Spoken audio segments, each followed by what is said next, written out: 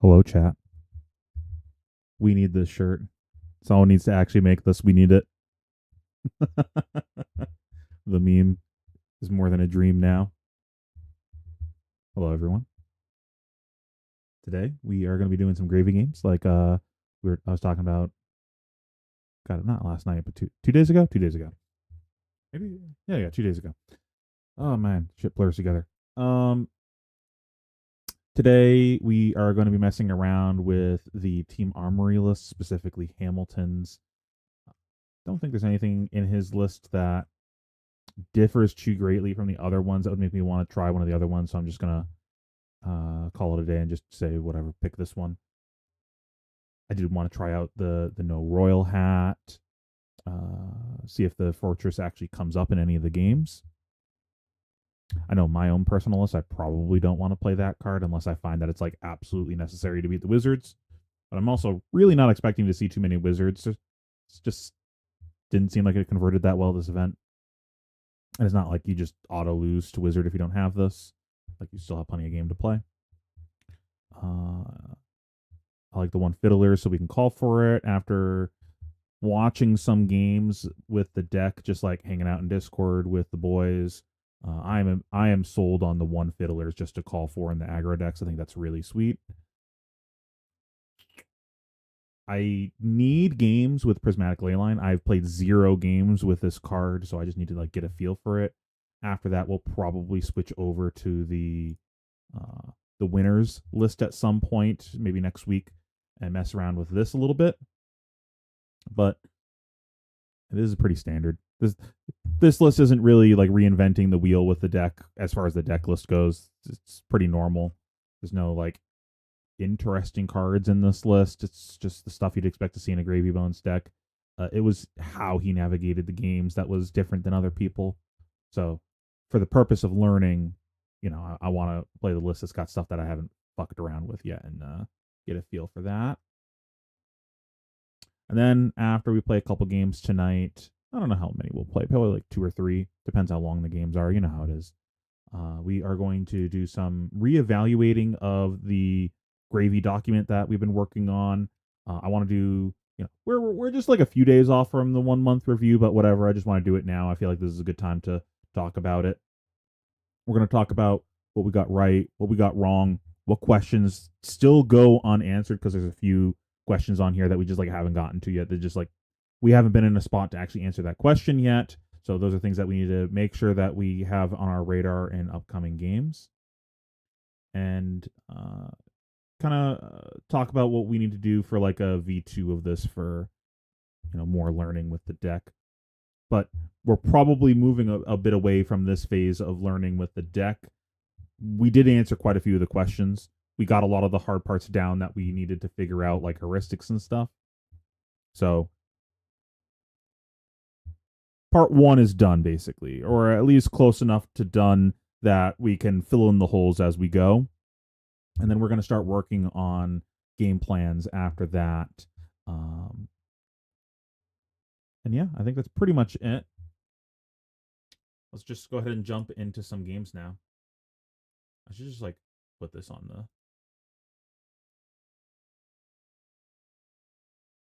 All right, this is what we're gonna do. Hold on.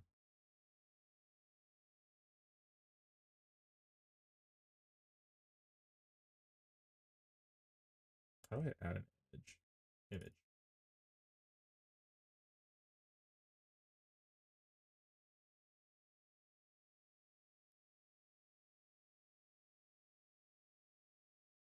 Where did the image go? Not in my downloads. Downloads.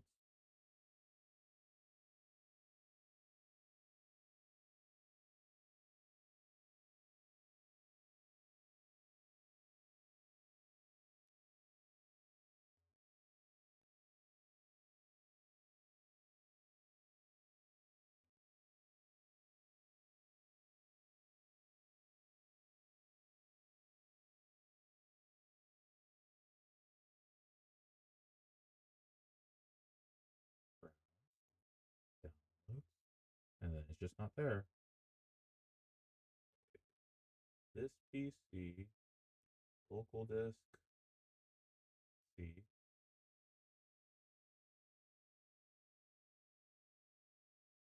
this went to a weird fucking place.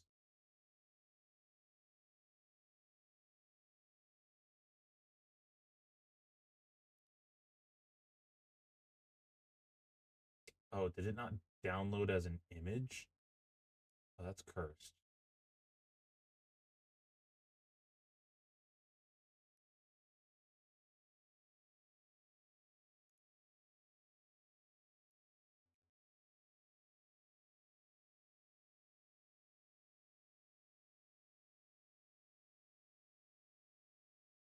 Okay, we figured it out.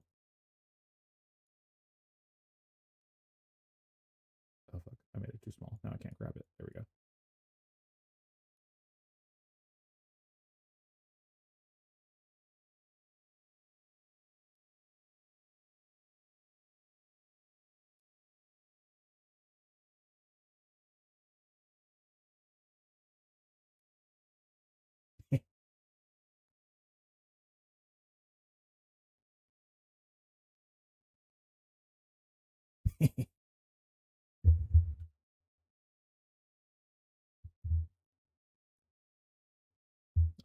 I mean, yeah, I'm on the pod more often now, mostly on the basis of my like work life schedule's changed. So I'm just free on that day, that night now, where prior just like wasn't free at that time. It was I was visiting family on that day, so it just like didn't work out. Not on today though. They record Tuesday nights usually.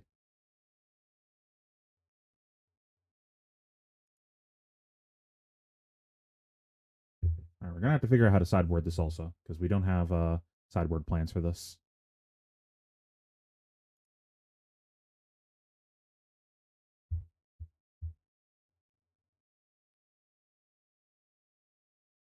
Hmm. Wait, why am I player one? What's going on here? Hold on a sec.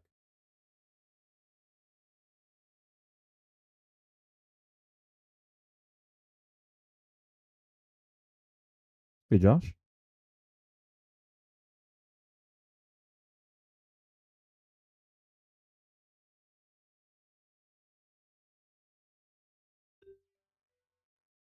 There we go. Oh, that reminds me. I got to make a new um funny username. I thought of a new funny name. We're gonna go first, I guess. Good luck, have fun, and thinking. Please bear with me. Seems like a boots matchup. How often they like don't really pressure my arsenal? How often do they draw two cards? They got the one that makes a resource and draws a card. This like might have text. Probably not though. What is Tiny Tipples? Okay. Uh DRX are probably reasonable. Fiddlers is probably reasonable. We're gonna try without that stuff. Because I don't think this is a matchup that we're getting fatigued. I think we just race them.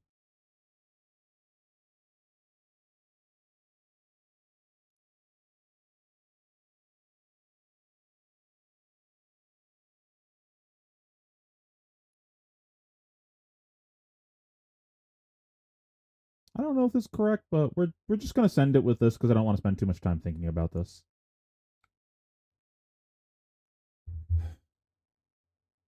Hmm.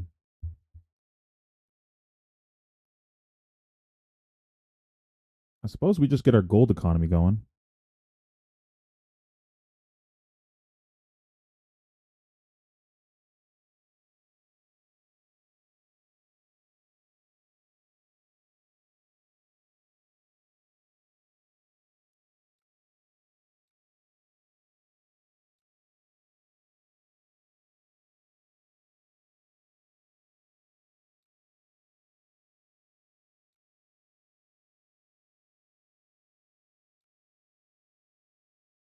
Let's see if there's an ally on top. Because we could draw it off of gold. Dead threads play tipple.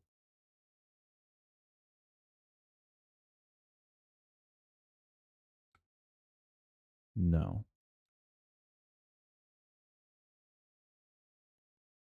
Probably just pass here. Kind of sucks.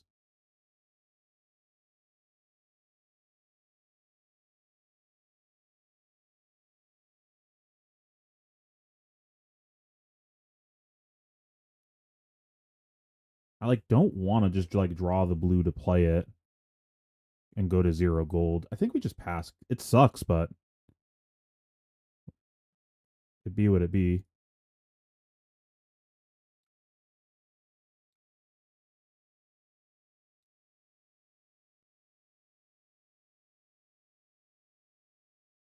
Love to see a blue that we could play.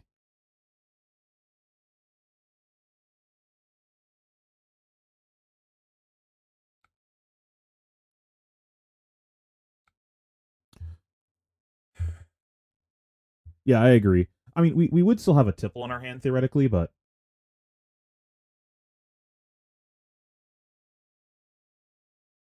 I don't think I give a shit about this.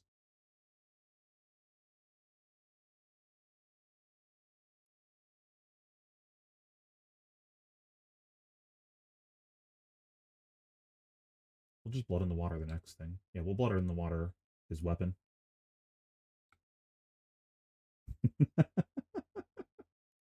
He's bullying me right now. I believe in my deck having a playable blue somewhere on the top of my deck. I am a believer.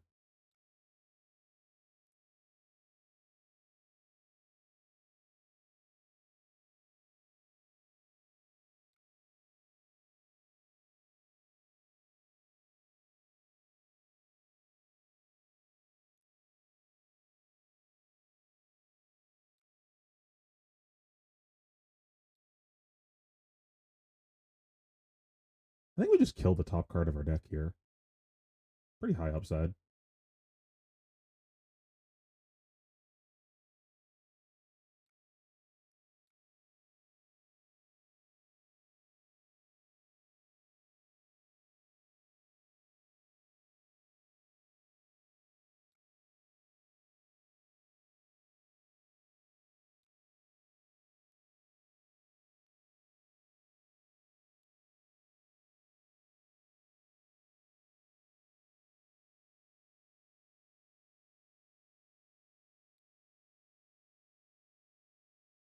Hmm, probably hook this.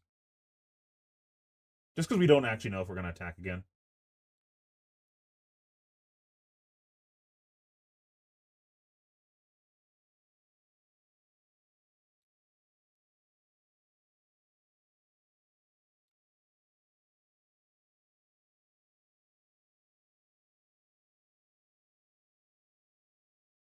We could play the Sawbones, or we could play the Swabby here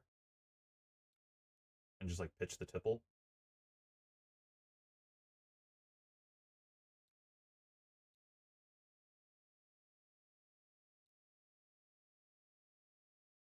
I don't think that changes anything because we already have a tipple. I think we just arsenal this one. Um, this always happens.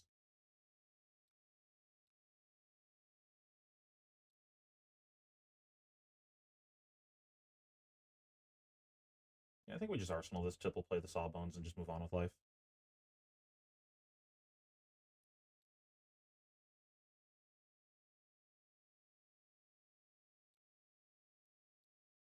This might also make a gold.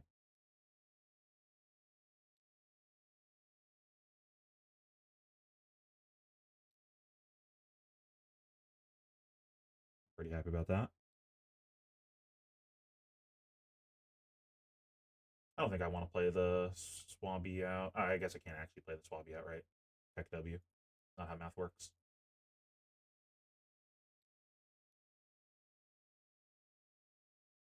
Probably try to draw another ally off of the first tipple.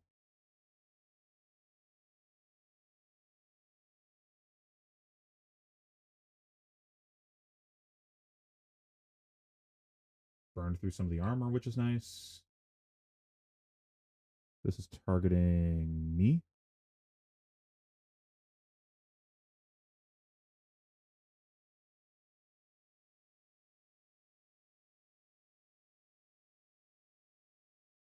I kind of want to just Sawbones this just for like the free value. Because so basically, it's only bad if he daggers and has a side pump like a tooth. But in all other scenarios, he's wasting damage in this anyways.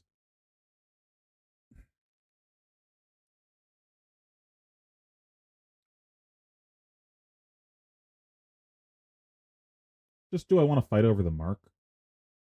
I feel like I don't. I think I just take my value and move on with life.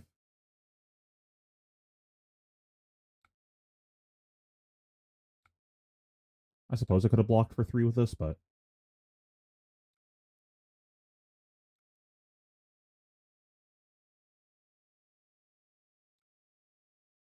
at me, you say.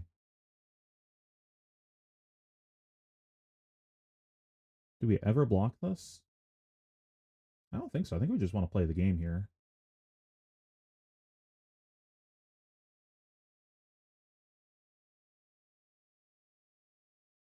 So like tipple pitching eye, figure out what's on top, potentially chart, but we might just arsenal this chart at the end of the turn.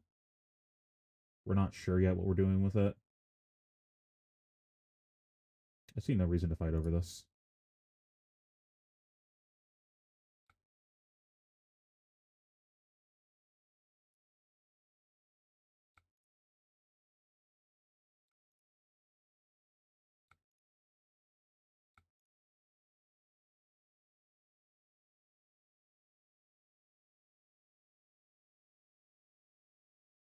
Me.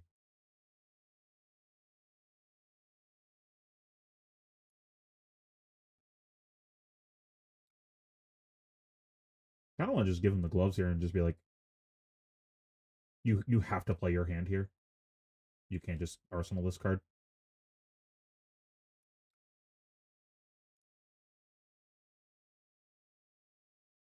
Maybe does it, whatever.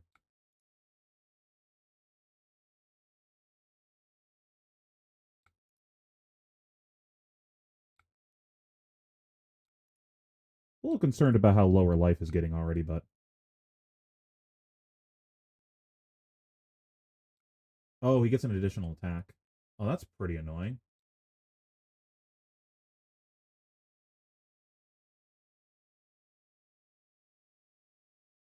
We got kind of punished for using Sawbones there, huh?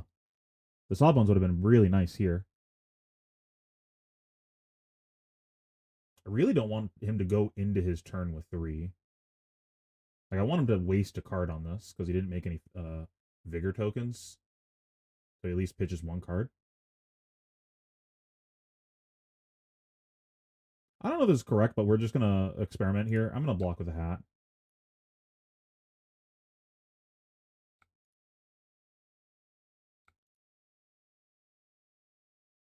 Like the hat might make him waste a full card here, and then this was, you know, worth like what 4.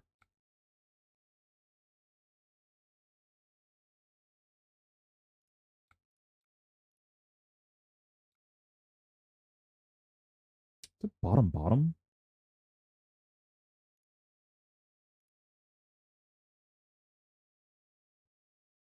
Because if we don't hit an ally, I don't want to arsenal this. I want to arsenal the tipple. I think it's bottom. The loot is like not bad here, but it's like whatever.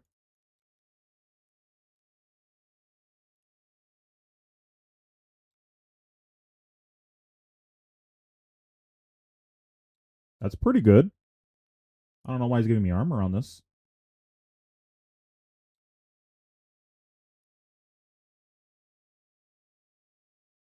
Like not that good. He doesn't have an arsenal.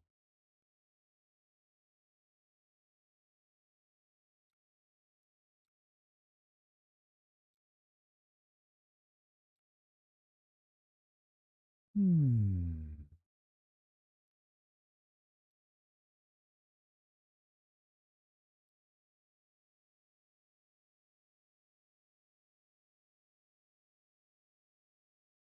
Okay.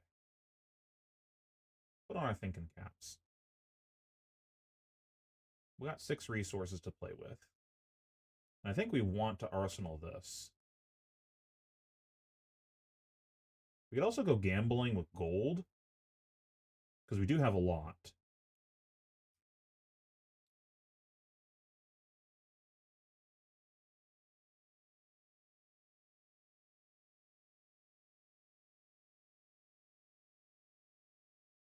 Because worst case scenario, if we miss off of the gold, we like what? Play the conch and Oyston. So we go 3 resources and we have another one off of that. But like basically everything here is a hit, right? Like an ally is a hit. It's just not a red. Just another red is a miss, and we've gone through quite a few reds. I think this is pretty high value. I guess a blue isn't like incredible here. Like a blue doesn't actually progress us at all. If we draw a blue, it's just go go crack another gold. We're really just trying to find an ally at this point. If that's the case, maybe we just throw the tipple for damage. We don't need the gold, so it's like we don't have to do the thing.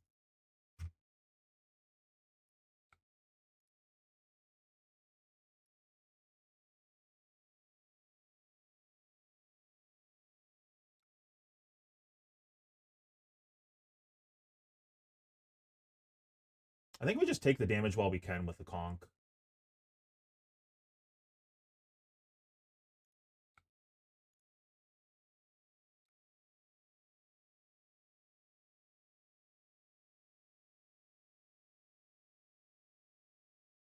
Because we might not be able to play it next round.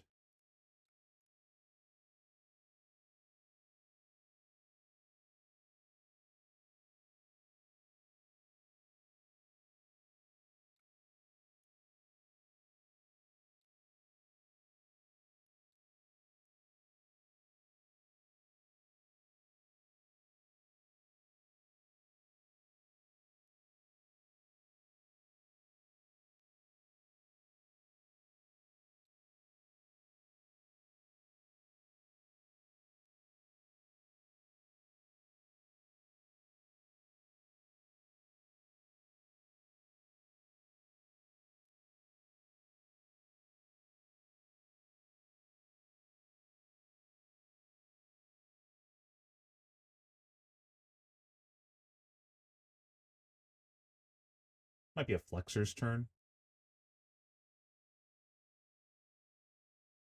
We also get to play like a small hand because of all this gold.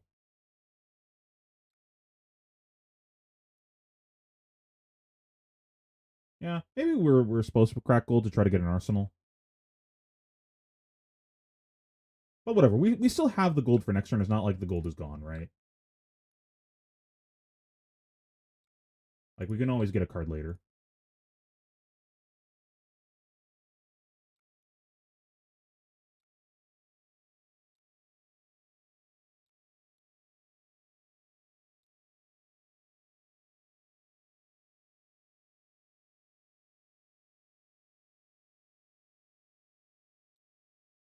Nice, we made him waste a card.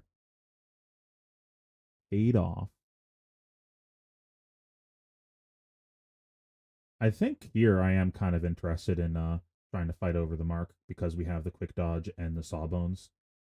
So we can like block for 3 and then see what he does. He has to react for +4. I guess more than that because he's attacking for 1 and we're putting 3 on it. So he has to pump by 1 plus the weapon power and then an additional pump. So like it might have to be double react. I think we just like block with a card. So we have a board.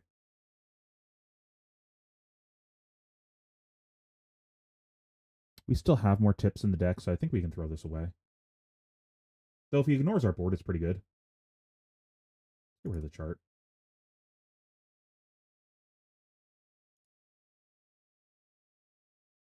Hello? There we go.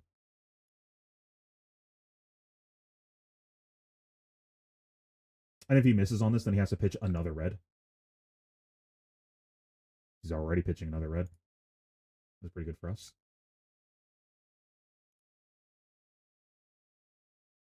Hmm.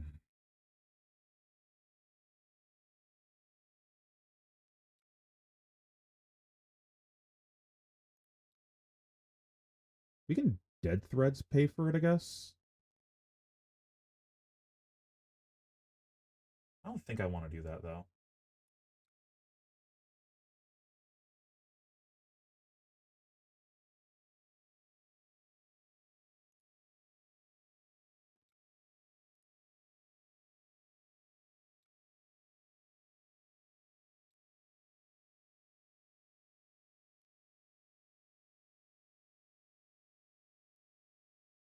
That was pretty good for us.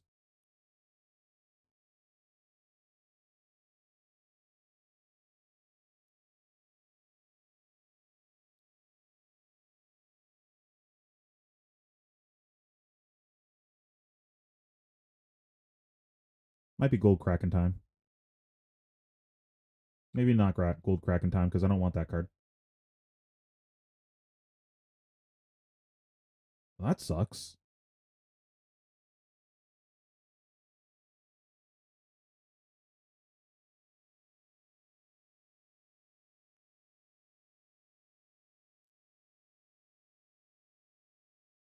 Are we supposed to like try to get this chum into play so we can? No, that doesn't even work.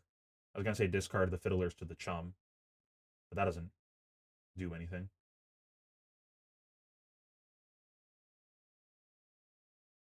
Yeah, I think we're just playing a rabble for one and then casting Swabby, I guess.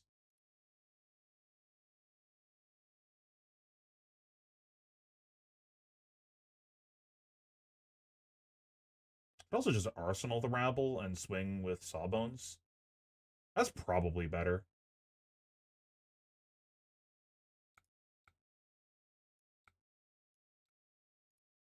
Because if we play the Swabby out of Grave, we're just attacking for 3.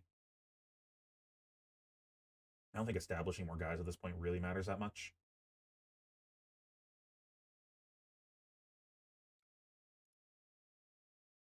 Maybe we were supposed to keep the tip. The tip would have actually gone kind of crazy there. We could have just like played the tip, cracked the gold kiss, swung for 9. We don't get to get the chum in the bin, but whatever.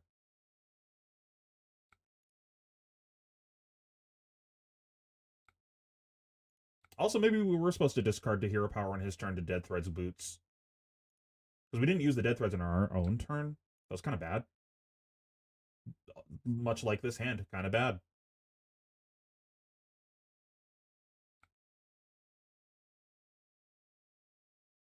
Well,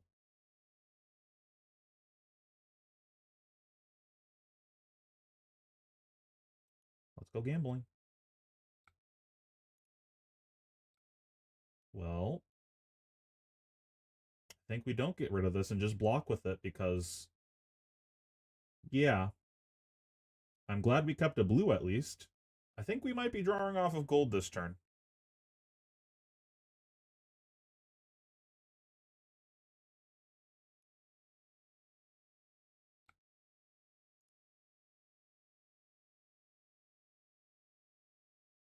At least we're kind of blocking for 4.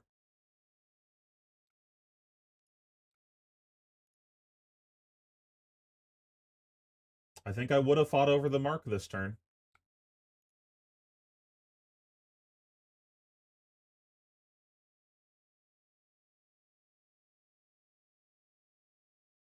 That's quite unfortunate.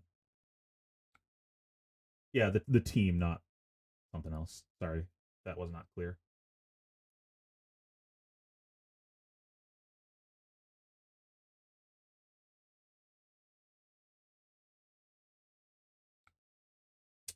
I think we're always playing another ally this turn and attacking with it.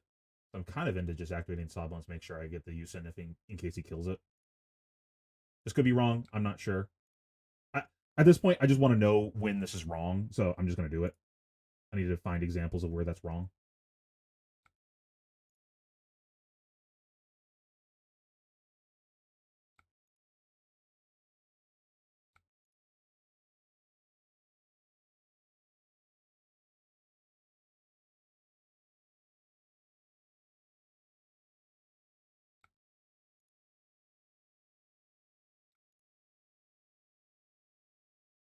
I mean, I'm okay with this. He IP'd a full card, and he pitched a red.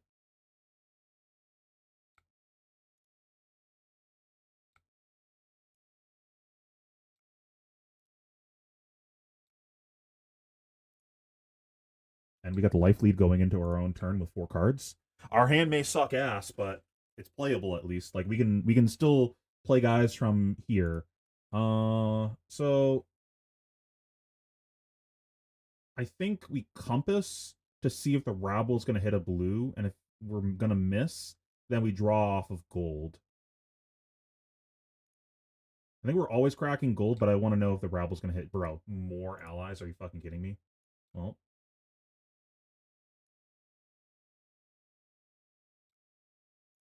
and then this lets us know if we want to draw again off of gold. So cringe.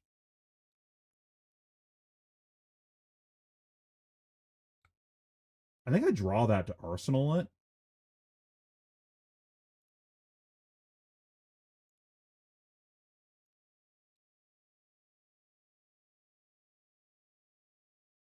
And then we have 4 resources. We did not have an ally go to the grave this turn. So we just like play the chum, I guess.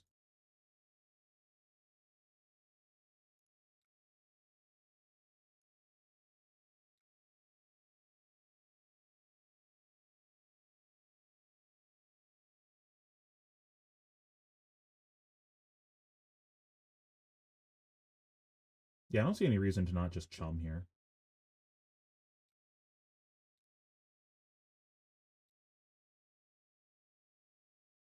We did not make a gold this turn. Oh. Just the most cringe draw. What was that? Fiddlers into 4 allies in a row? Are you kidding? Or was it 5 allies? 5 allies in a row because we discarded an ally, not the fiddlers.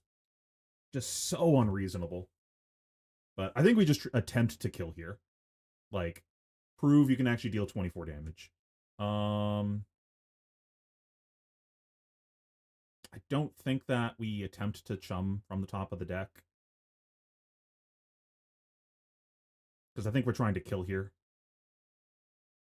We go like Conqueror into Call to the Grave for an action point. 2 floating. Tipple for one of the floating. Sawbones for the other floating. Or we play an ally. This all seems reasonable.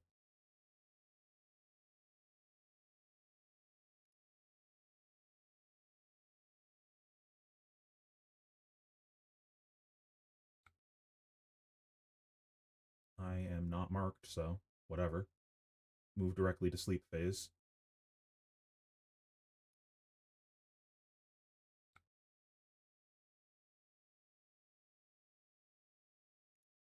And if he draws another card, then I can balance.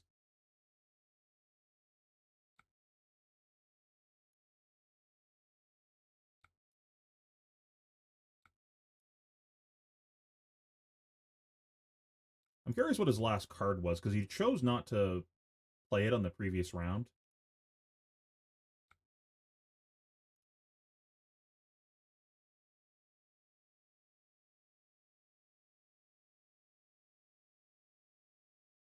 Is it reasonable for him to 14 us here? Like, what's the worst case scenario? 2 hunts ends. That'd be 8, 9, 10. And then another 0 for 3. That'd be 13. It doesn't kill us. He has to deal 15 to actually kill us. Maybe we should be conservative and give him a card just in case.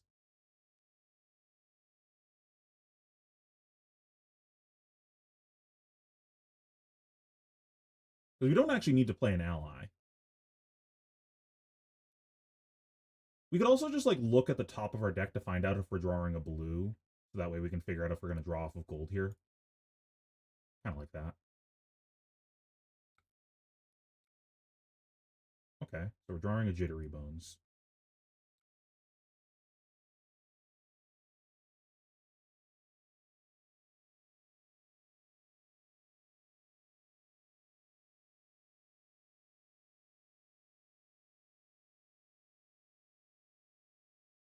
Four, five, six.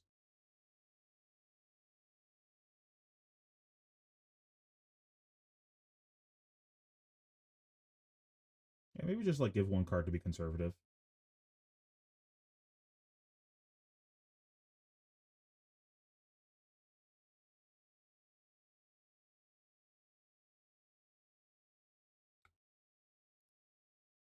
He has one more of these left.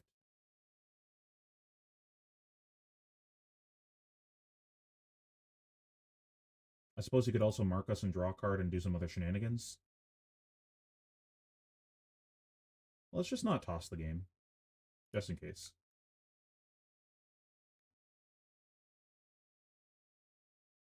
Like 8 into 3 into 6 is probably enough.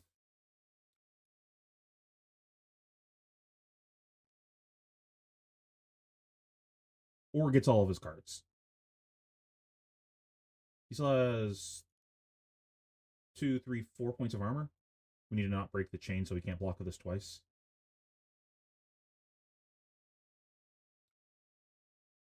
Or it could just be nothing. Is he just going to throw a physical attack at me? Bro, what is his hand? What is this nonsense? Okay. You've already attacked with your daggers.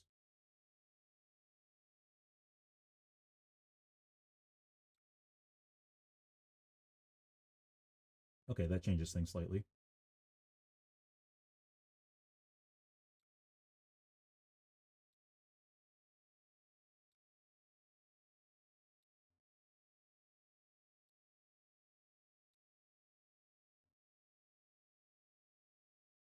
He only drew one card that turn, right? Because he never marked us.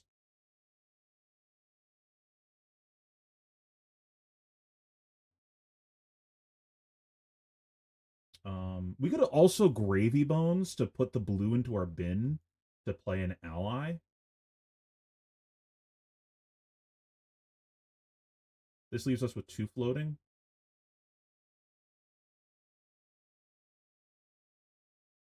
So, like, not enough to actually attack with the Sawbones, but maybe playing the Sawbones is fine. It means that we're arsenaling the Tipple instead of attacking with it. I think we just, like, do this and see what's up, probably. Because if we draw it, we pitch, go to 1 float. Does an extra resource do anything for us? Not really.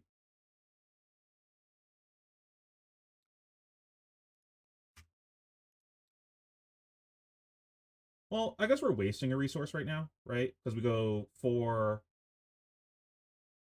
5, waste $1.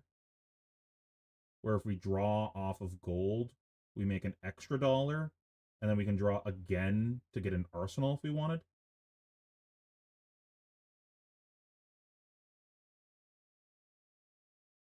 And then if we hit an ally, we can tipple it away.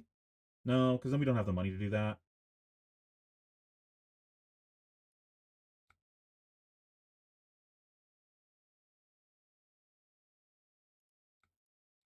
I think we just keep it simple and just conk him.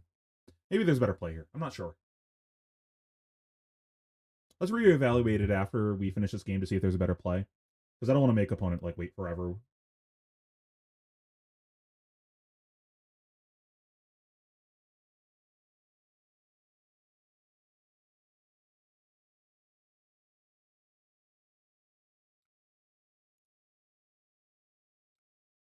Okay.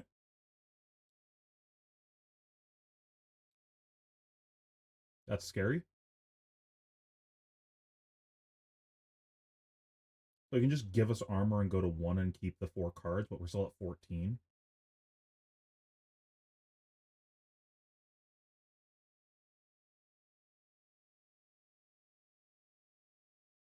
I think I want to make sure that we at least get the armor. I guess we never get a card, right?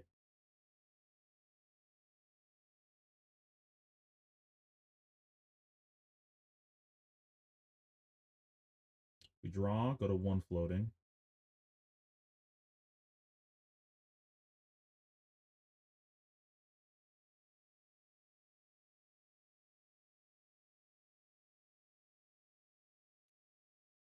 No, we draw, go to 0 floating. Draw, go to 1 floating. Have 1 golden play with a random card. Let's go gambling.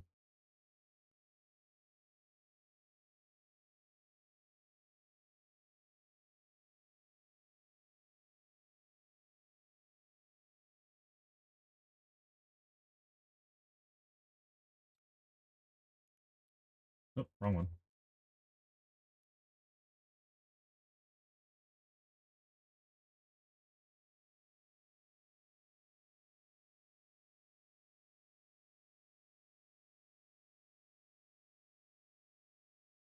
That changes things a little bit.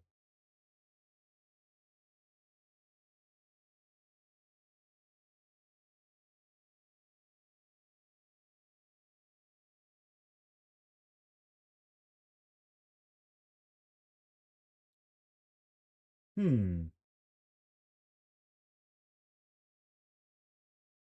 I kind of like drawing off of gold and then hooking this tipple. I think that's the play.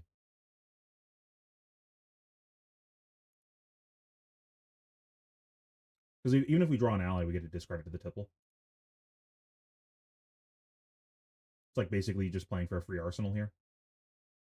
It's like free arsenal or upside. Okay, now that we know we're drawing an ally, do we bother hooking the tipple or do we just hook the chum? Probably just hook the chum, right?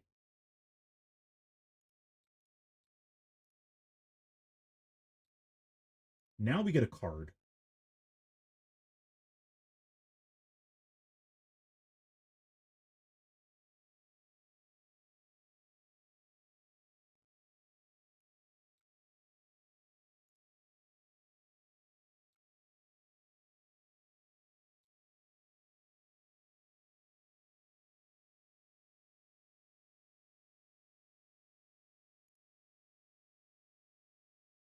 We have not played a blue yet. Would I rather draw a card or gravy bones this away? Because if I draw a card and it's a blue I want to put in my bin, I guess there's no blue that I put in my bin that changes anything, right? Like if I put a blue in my bin, I'm not like actually casting anything. So it's like better to just put the guy in the grave.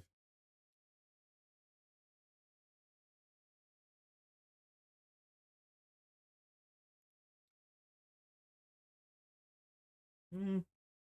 I mean, we got plenty of guys, right?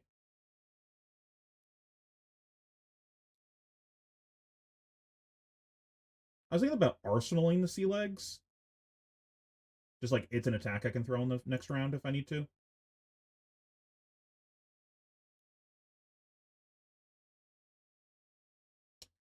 Actually, maybe gravy bonesing was wrong and we're supposed to draw a card so that way we can hook the chum and then if it hits, we can gravy bones off of the gold. That was probably a misplay. Okay. I'm not gonna go back because we have extra information that we shouldn't have. Um do I want the gold kiss though? I don't think so.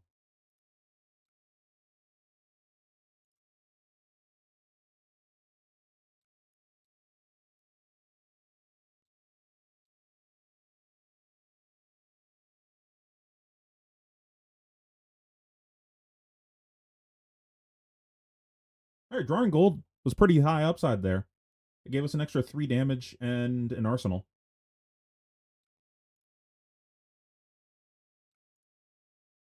We got all of the armor, including breaking the chain and letting him block again. So we literally got all of the armor, an extra point of damage at the end of things, a card. That was pretty good.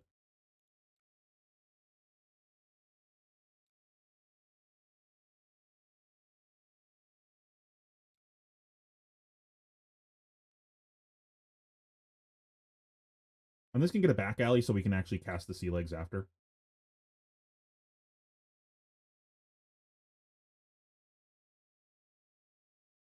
Hmm. Gotta at least make him think that we got an ally to chum with, right?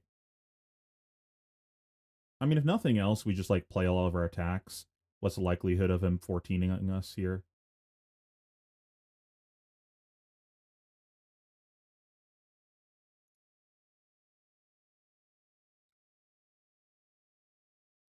If we need to, we can also call for an ally to dead threads for $1 if we need to, but we got plenty of allies, so I'm not too worried about that.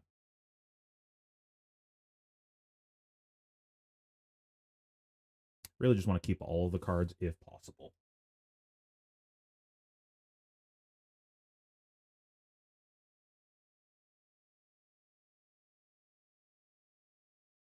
think we just do this in case there's any shenanigans.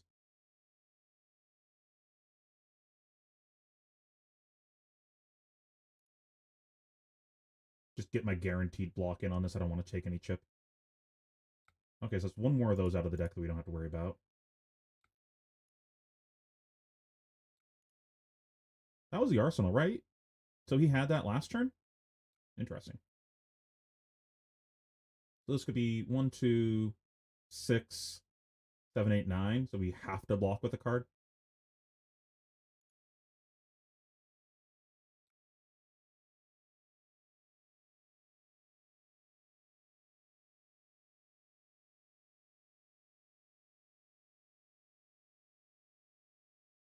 And just attempt to present lethal here. This plays both of these. Hopefully there's a blue on top. I guess I could just give up one of these. I don't need to do both of them.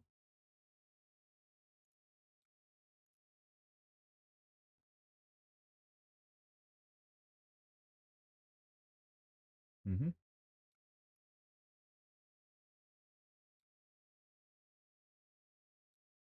And now we take the whole hand. Don't care about this.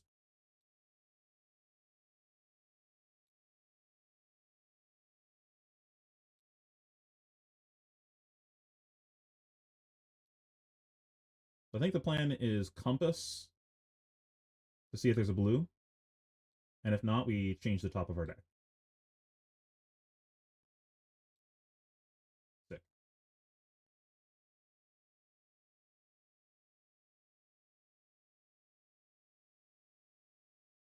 This gets us an action point. This costs 3. This costs 0. We have 2 floating. We can either gold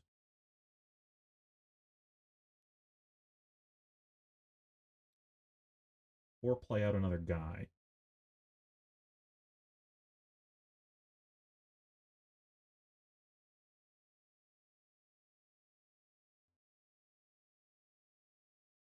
Hmm.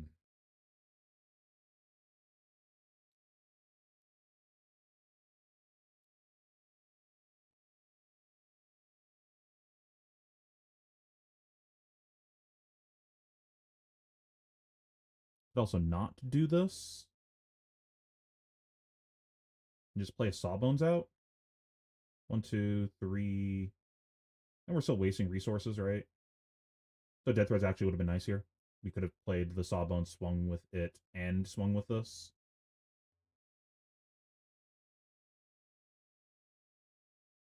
We could play the Swabby into Chum. That seems pretty good. And then we get to hook one of them.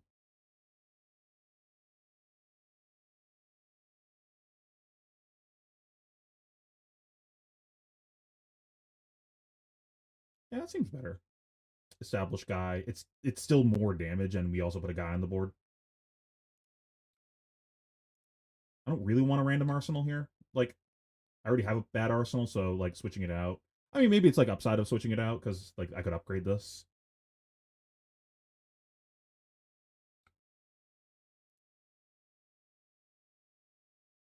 Okay, yeah, we were just like literally getting the whole hand. Okay. Let's go back to that turn. I want to reevaluate that turn that we had.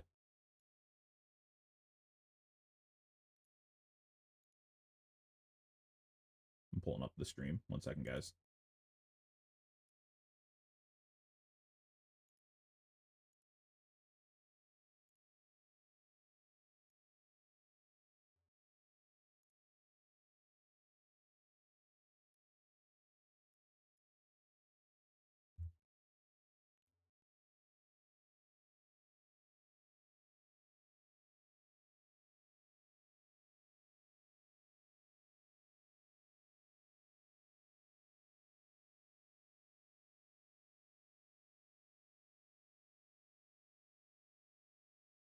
Okay.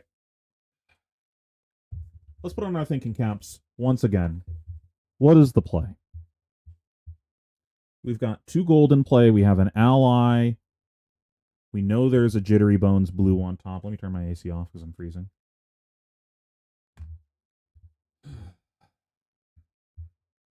Like it worked out for us, but that doesn't mean it was the correct play. We kind of gambled a little bit. But was it really a gamble, or was it just all positive EV upside? Like the potential was really high and the downside was really low. So we pitch a blue, we draw a card, we float 1. Because, like, if we just stop there, we have 1 floating, we have 2 blues in our hand. We pitch a blue, play the conch, go to 0. If we play the call, we don't accomplish anything.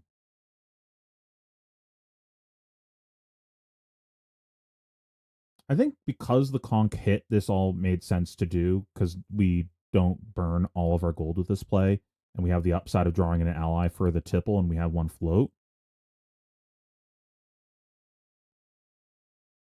I think this was the correct play because there was a tipple in the hand and the conch hit. If the conch didn't hit, it's like maybe a little bit dubious. Because, like, what's the worst thing that happens? We draw the Jittery Bones. We now have Call of the Grave. No, we don't have Call of the Grave because we pitched both of these cards. We have a tipple, we have a tipple, no floating, and a Jittery Bones, and 1 gold if the conch didn't hit. We pitch, we draw, we have 1 float, and an ally that's free to swing. What is all the bad things that could happen here? We draw an ally off the top. We play the tipple. We discard the. It'd have to be triple ally to be bad, right? Because we would draw an ally, which is actually what we want here. We want to make a gold off of this tipple. We draw off of tipple. We draw another ally. We gravy bones. Get rid of that ally. Draw. It's another ally. But we have a gold in play. So we could always just crack gold to draw another card. So it would have to be quad ally in a row to truly be cursed. But that kind of is what happened, right? Like this is this the turn that we ended up with the thing in our arsenal that was shitty?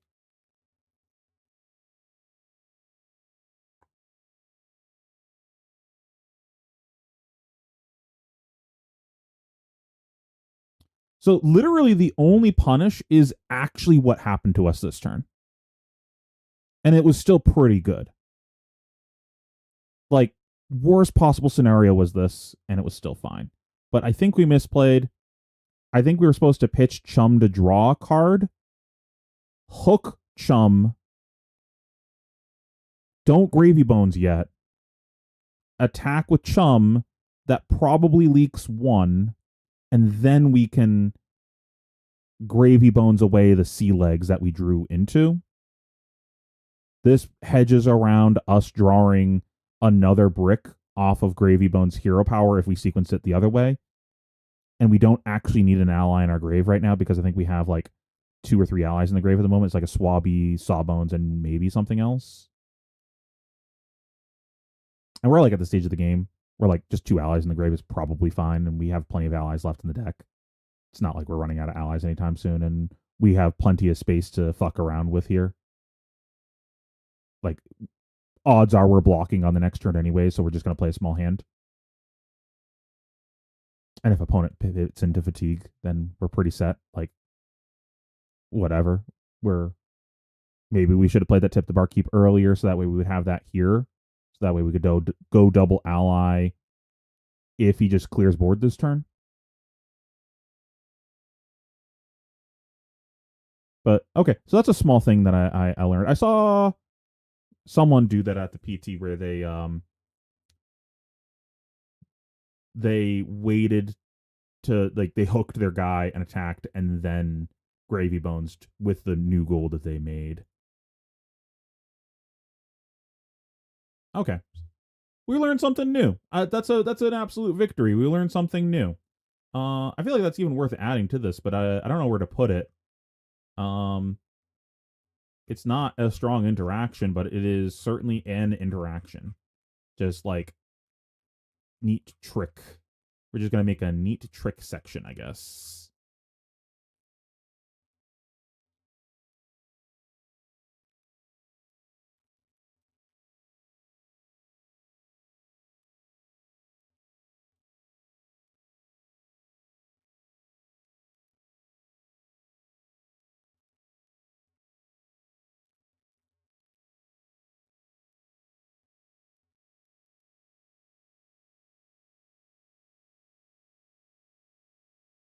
I call that an absolute victory. We learned something.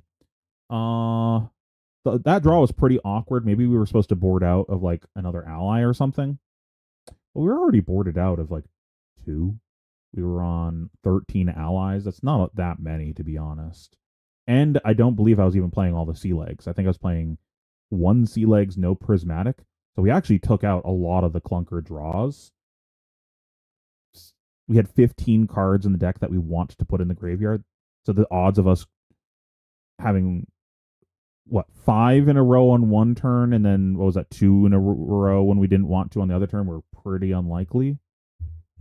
So I don't want to be results oriented about that. How many blues is this playing? 34. We boarded out a back alley going to 33. I don't think we boarded out any other blues. Maybe it was the blue sloop. I don't remember. I guess the blue sloop can just always come out if I'm taking out the prismatic, huh? Let's get another game. I should isolate that soundbite of Talishar. Is this the same guy? I don't want to play against another Fang. Let's get something else. I want some variety.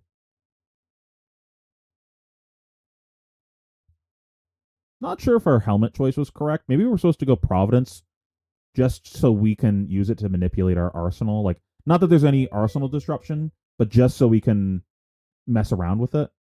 Guess I'll go first. This is a matchup that can fatigue us.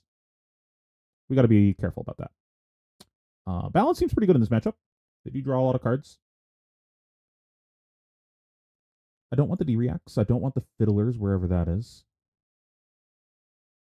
Is there anything else that we do not want? We want the Prismatics. We want all these go-agains. I think we want all the allies. I don't see any reason not to. Definitely want the sea legs. I don't see any reason to trim on blues. Humperdinck seems pretty good here. I think we just send it like this and think about if there's any cards that were bad in the matchup that we could cut in the future. Mage Master, Dead Threads, Hook, Balance, send it. This is probably a matchup that I would want to be gold, but like Royal. But we're just always lucky in open tipple. We're just like so skilled at the game.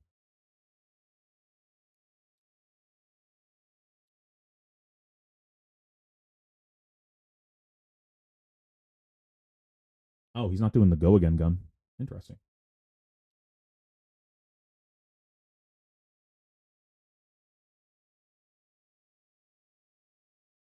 Clean 60, no blocks.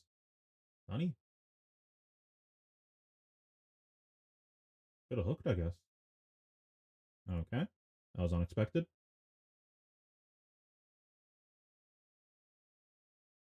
I mean, at this point, do I just play this, play this? If he's willing to take damage and trade with me. Can't imagine he's trying to fatigue me since he went Royal, which is also pretty unexpected. I guess we look at the top.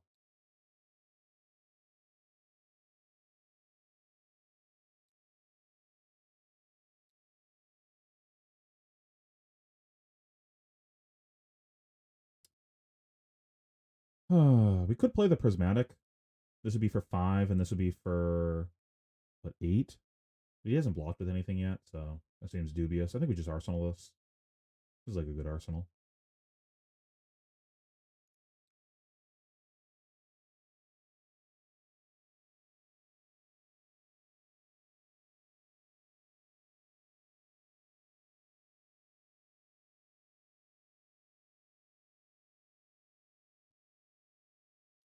This is suspicious gaming.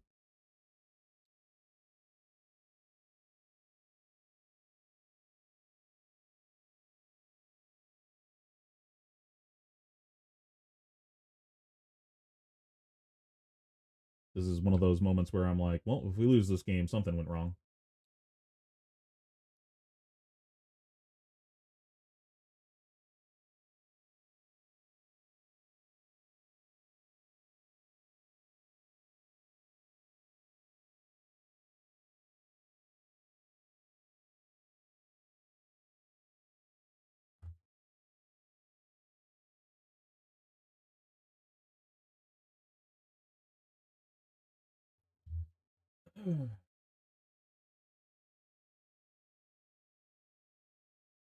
I suppose.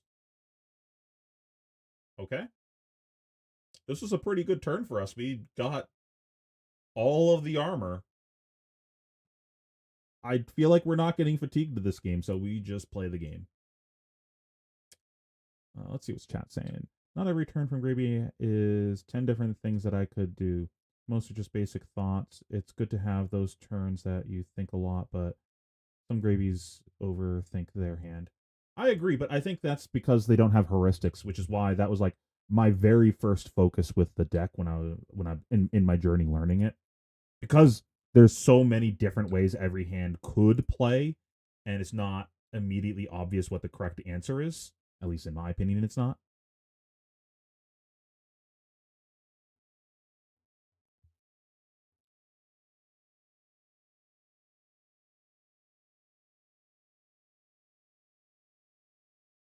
Okay. That's one card draw.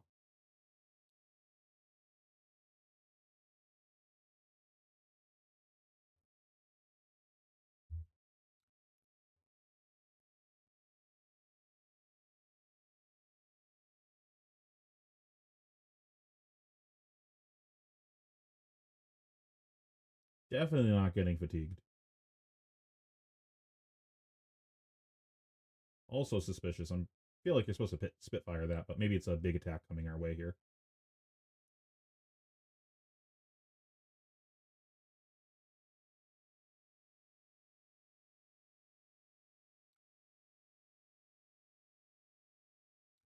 Sure, hope our equipment's not getting blown up.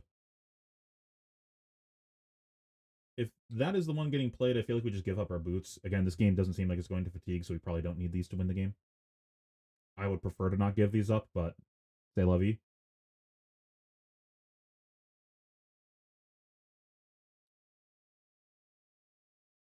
Okay, what are we doing with our life? This is coming in for 9.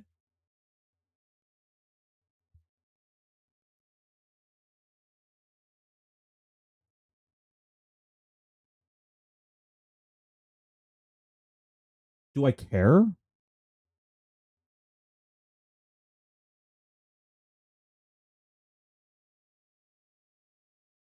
I think the turn is always try to open with swell, and if we miss, then we're gonna gravy bones. So I kind of want to know what the top is here, because I'm always gonna start my turn with compass. So let's just get this out of the way now. I'm gonna draw another ally. That's pretty awkward.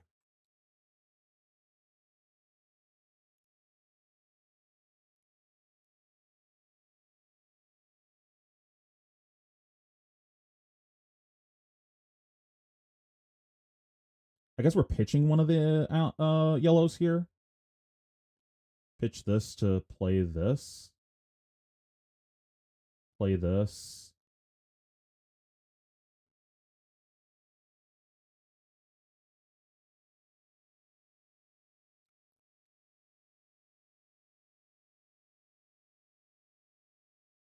Hmm.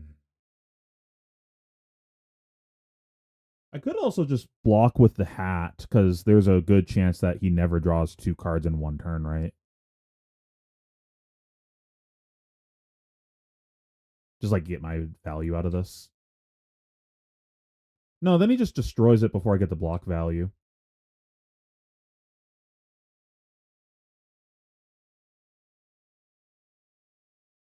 This isn't like guaranteed to hit anything. It's just 3 go again. Maybe I just block with this.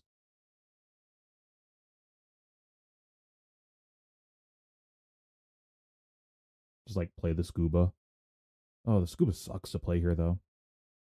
It's like play a Vasti.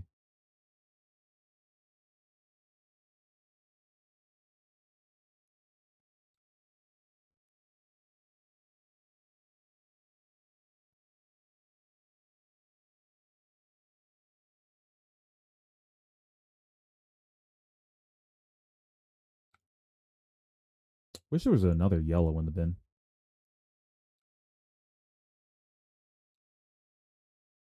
I could just play the prismatic just so I can uh hit the prismatic with the scuba.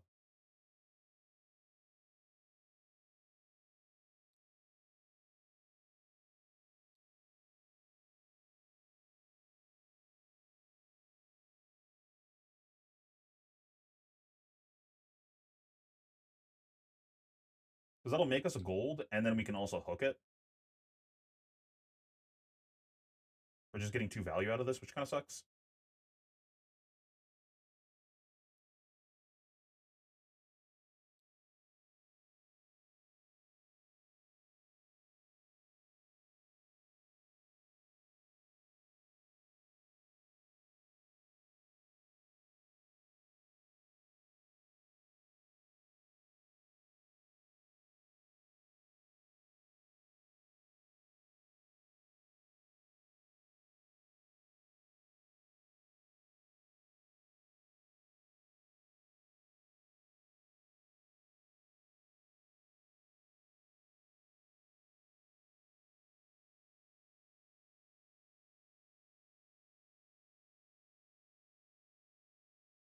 Oh, I guess we can just like hard cast the Oyston after, right?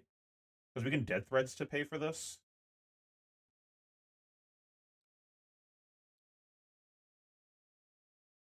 That's probably better. Okay, we figured it out. And then we're not wasting that card because we're putting it back in the deck. Okay, we figured out the line. We kind of fumbled our way through the line, but let's not talk about that.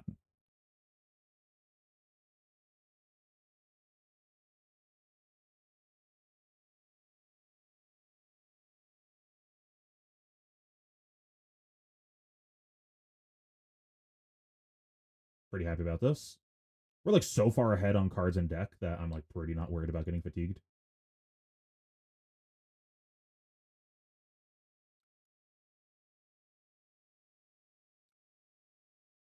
This does go against my normal heuristics of not playing allies without swinging with them, but given the hand texture, I think this is fine.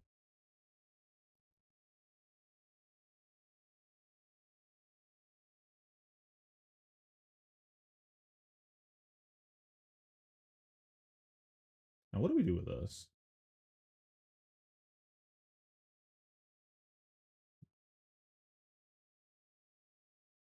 Are we pitching Tipple to play Tipple? That sucks. Really don't want to do that.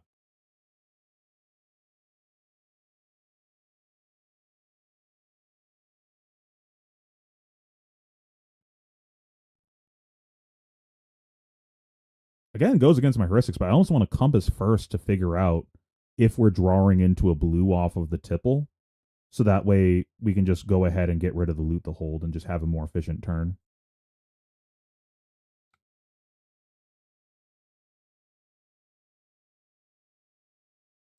That's one draw.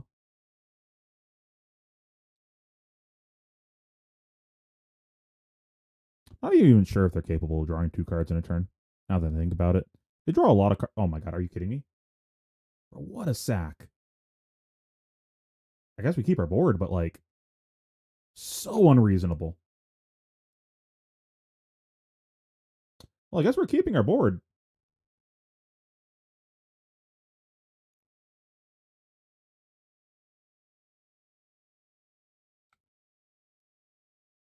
Okay, so we're not drawing into a blue.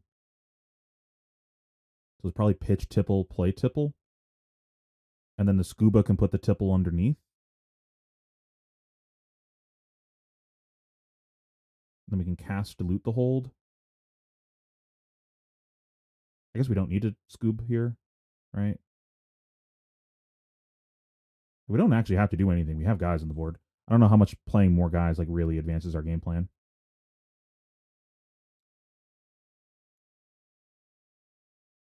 Oh man, this blows. Mechanologist is fun to play against. Play this. Pitch this. Huh. Maybe that's not the case because we're drawing into another ally. We could just play both tipples and then hope that we hit a blue off the top of our deck, right?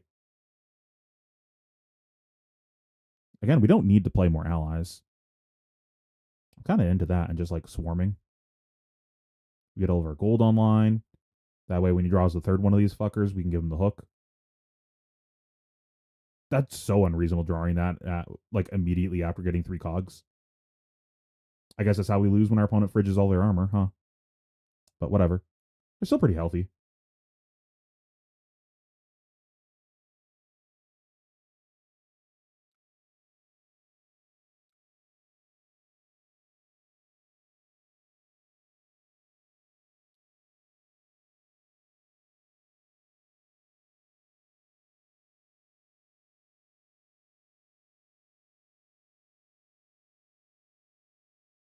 Yeah, I think it's just a hope to hit a blue angle.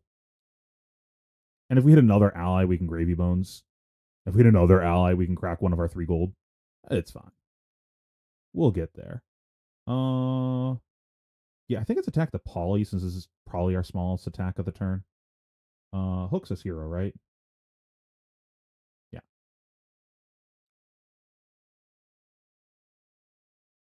And we burned through the poly finally.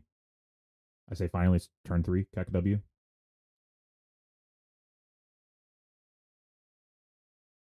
I guess our action point cards are at a premium right now since we have so many allies.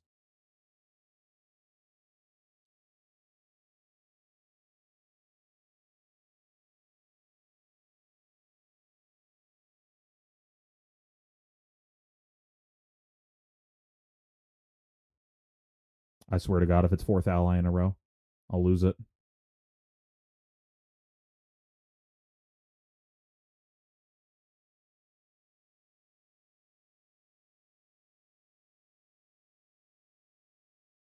Again, we don't need to play an ally necessarily, so I'm actually fine drawing a red here to Arsenal. Not the end of the world. I'll just make my gold and move on with life. Still got 8 value out of 3 cards.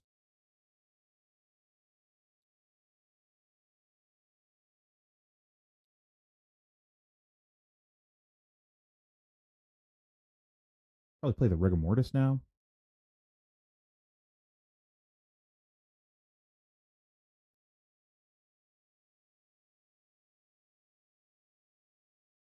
Maybe we were supposed to hook earlier. I guess we didn't know we were drawing this right.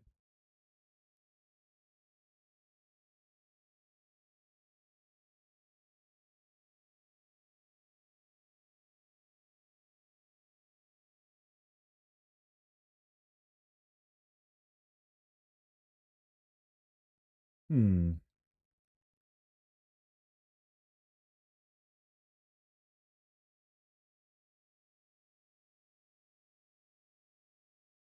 What an unreasonable card.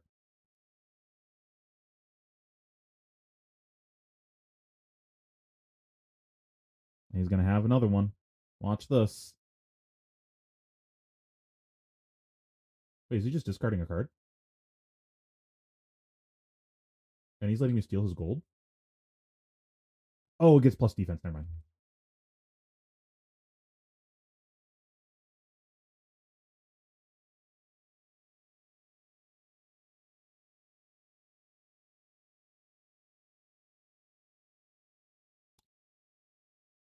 Pretty good with this.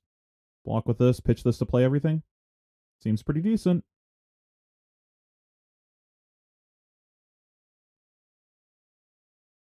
Might just be 2 attacks, though.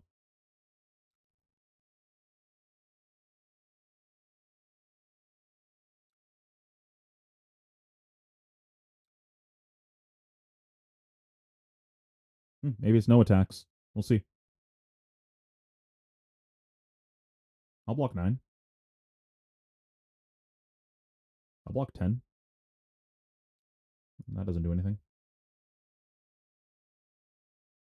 Unless you have another one of those.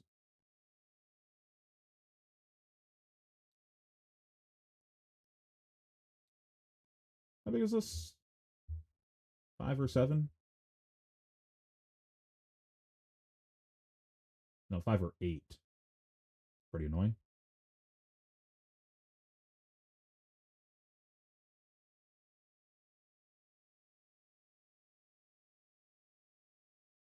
So he gives it go again and then shoots his gun.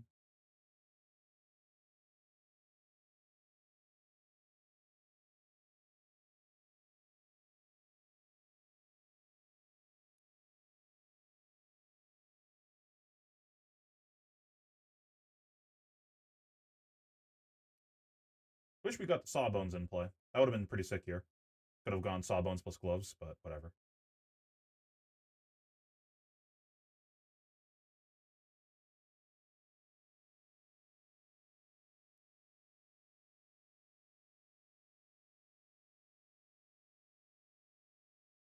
Mode is go again? Okay.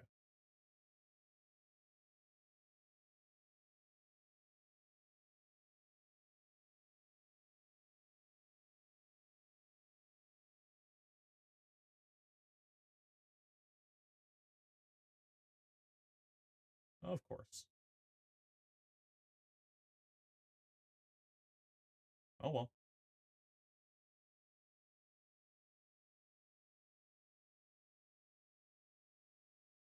Take our beating.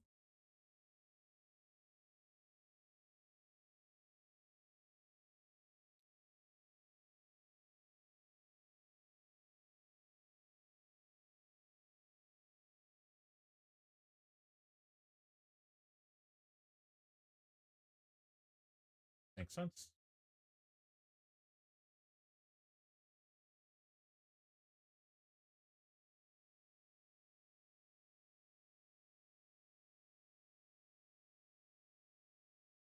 We supposed to draw off of gold here?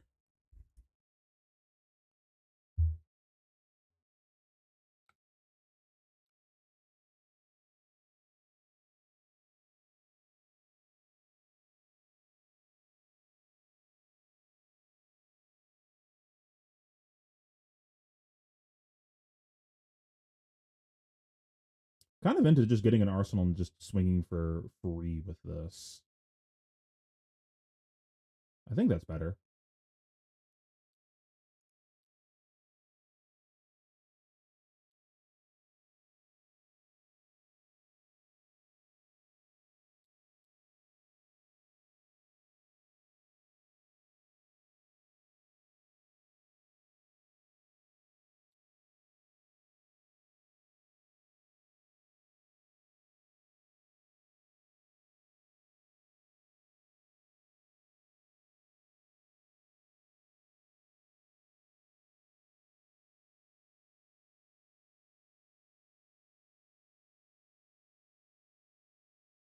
Yeah, probably just take our free 3. Arsenal Tipple goes with the ally next round.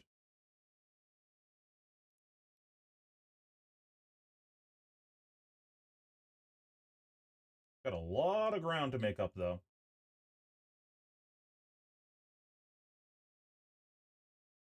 We got really shit on.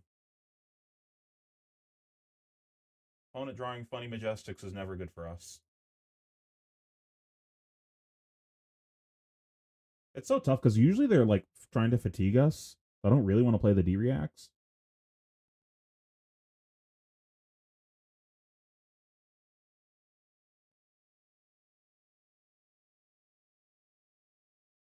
It just sucks that he had like 4 cogs in play for the first 3 turns and drew double Palantir Dovetail during that.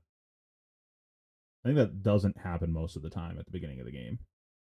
Like maybe one point during the game that happens.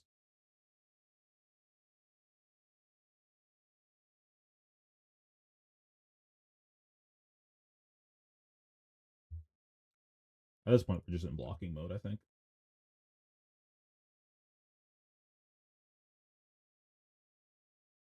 I don't think we have the Fiddlers in right now. So this is basically just a pitch card.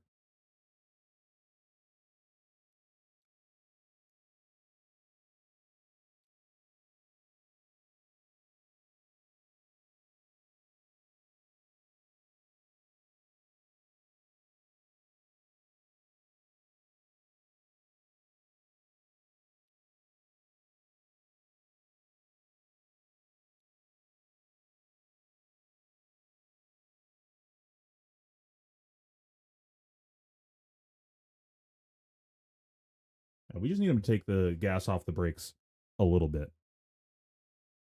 I'll block with this if we need to, but I'm also fine just getting rid of this to make a gold kiss and swing both of these guys. I might even just do that on his turn, just to block with whatever's on top instead.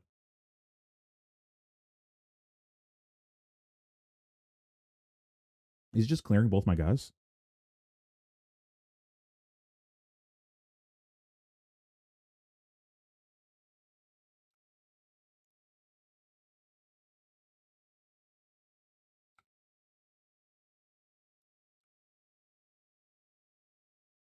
This is worth 5. I don't know if I care about something being worth 5 at the moment, though, when I'm just dying inside.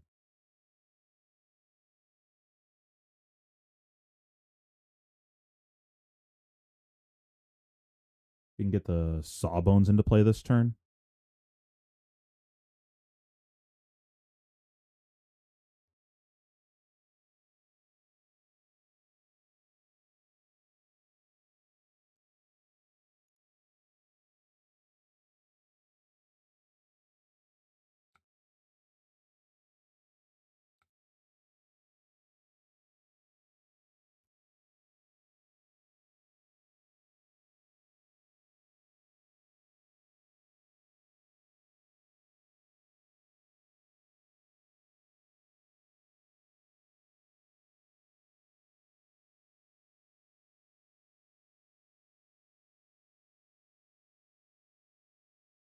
Hopefully the Sawbones can help us stabilize.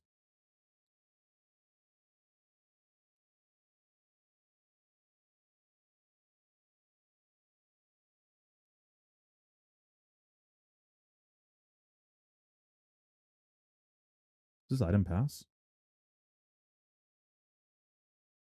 It's cranking. Oh, he's shooting us. Okay.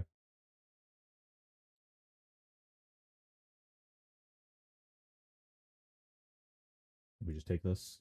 Unfortunate, but it is what it is.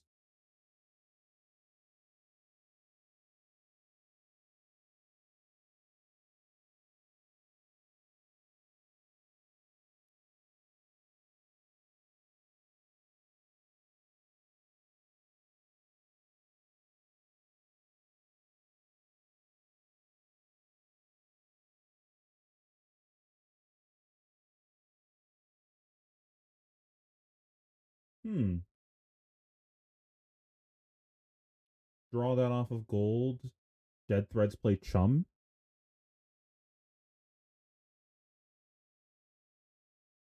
I'll also just draw it off of gold, play it here, right? And then just swing the Oyston afterwards. That's probably better. Yeah, let's just do that.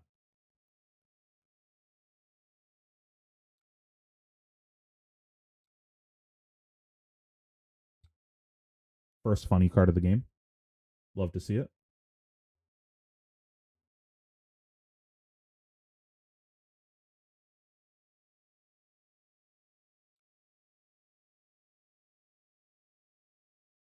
I think we hook the Oyston.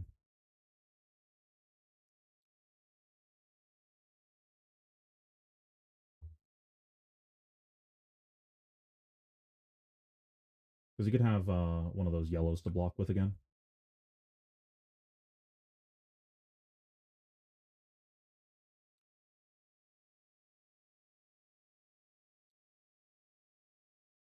Because Oyston's been pretty good.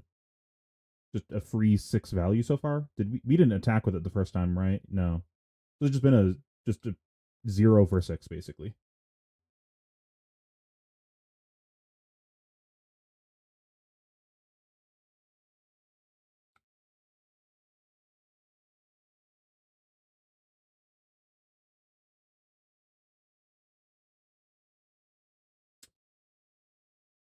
Hmm.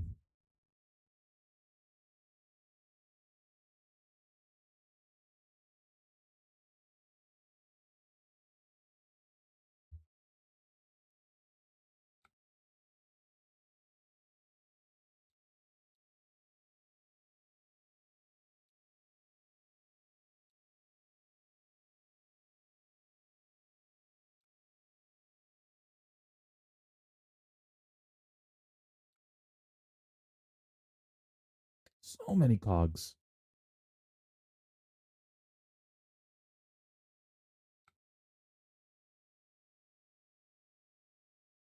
Hmm.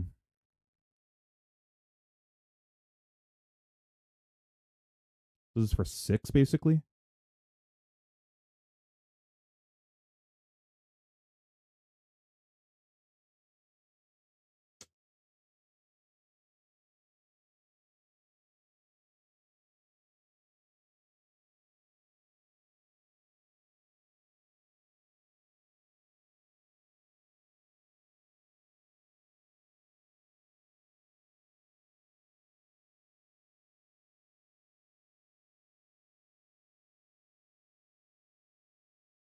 Unfortunate.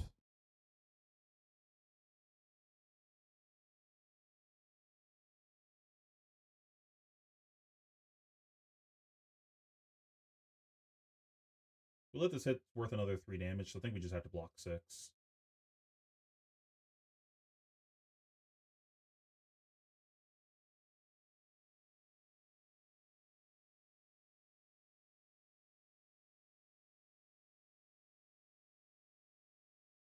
We could pitch this to draw off of gold, draw into Call to the Grave, use Call to the Grave to swing for 7 off of Gold Kiss Rum. Doesn't seem terrible. We could hook one of them also.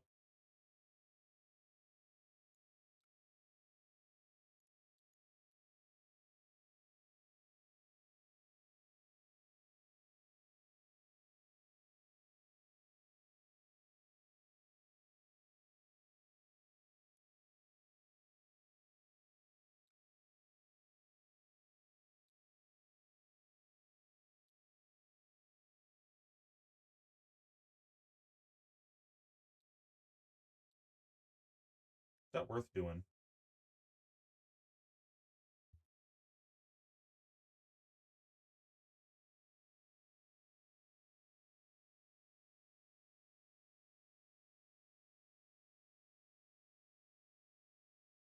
My Gold Kiss worth burning for that?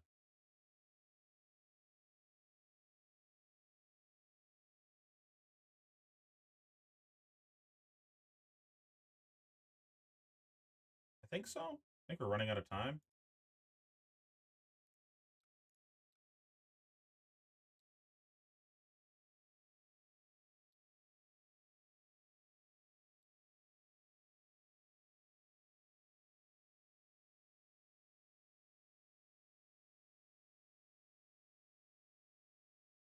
Actually,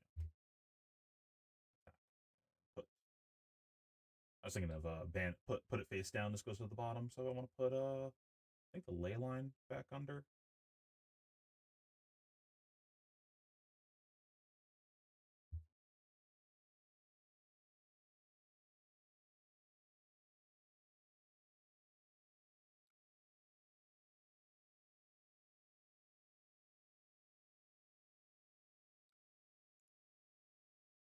I mean, this is the probably the only way we get back in this game. We get to block every turn, and then just accrue free value from our board.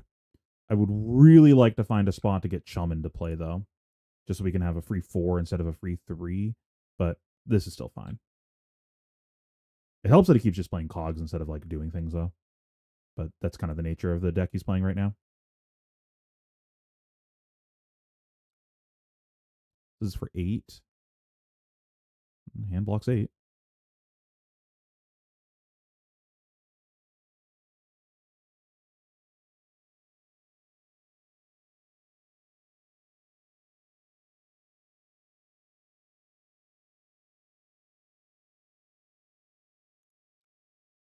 We're getting free damage every turn, and he's playing 3 card 8s.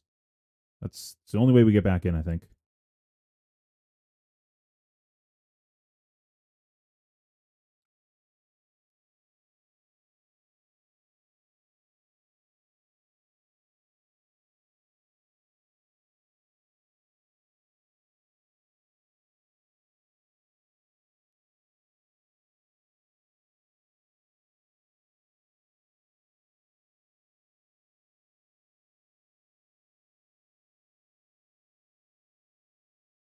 I think what we're trying to do is draw off of gold here to get a blue to cast a guy, like a Sawbones or something.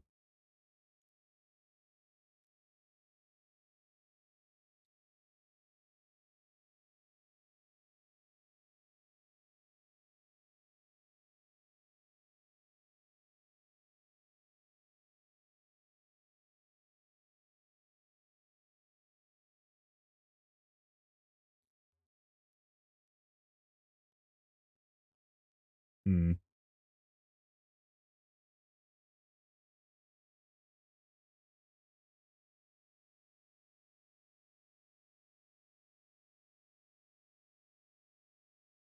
Do we throw this anyways? Just to make sure we get the damage here while we have the $1 floating?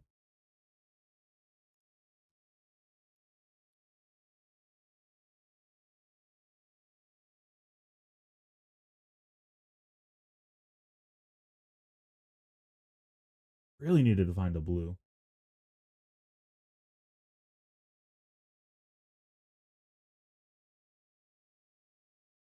Hmm.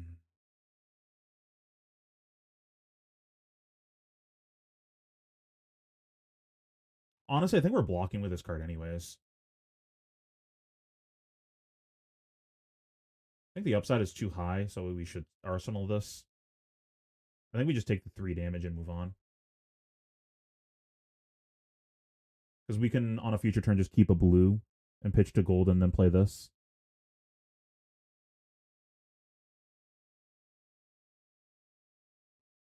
Free value.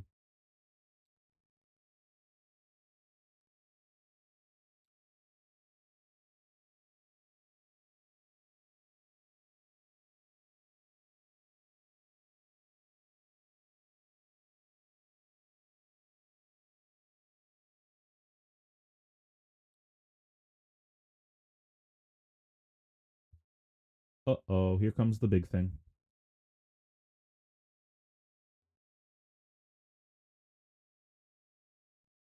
It was nice while it lasted.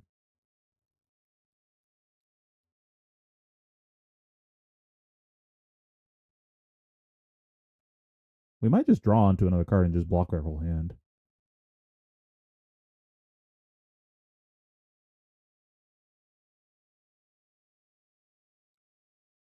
Fuck this card, man. This with Boom Grenade is so cringe.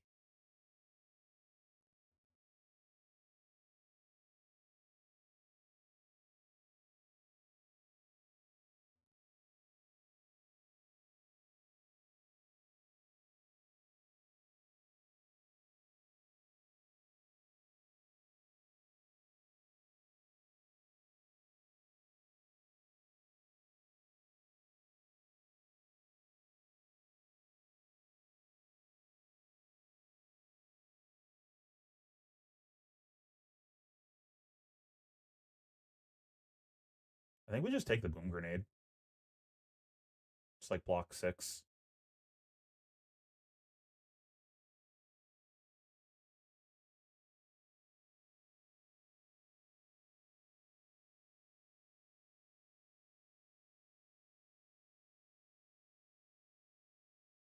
Man, I wish we could have gotten that Sawbones in play.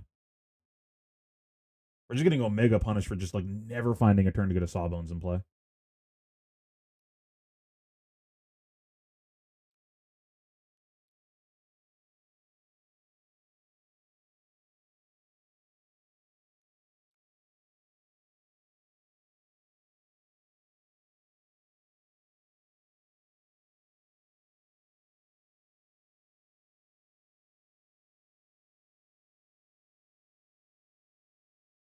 Yeah, whatever. Let's just block 9. Show me you have something else.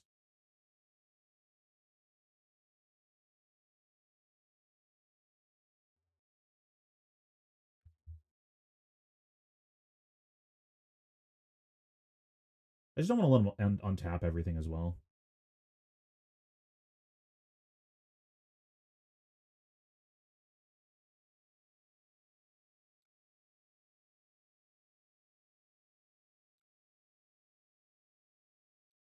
D-reacts would have been so good. Just so I can like block normal and then D-react over. Oh, unlucky.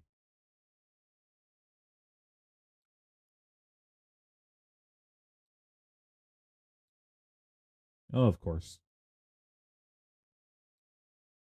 This is 6-10. I just have to do that.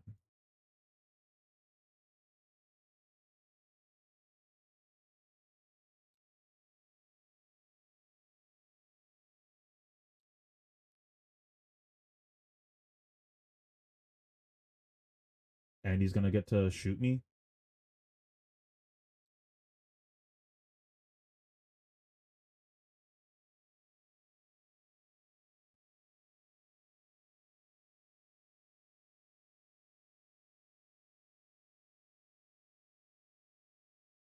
Man, I can't believe we lost to the fridge all armor turn 0.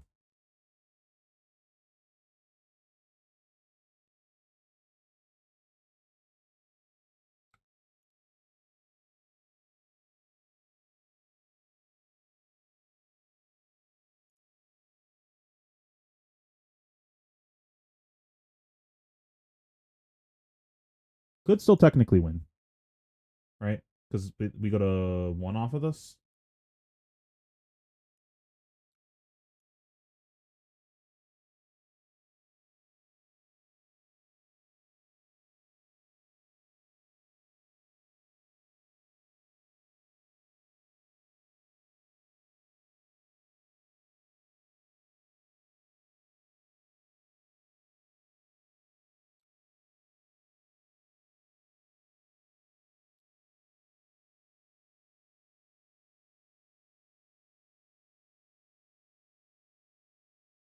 A little Oyston that could.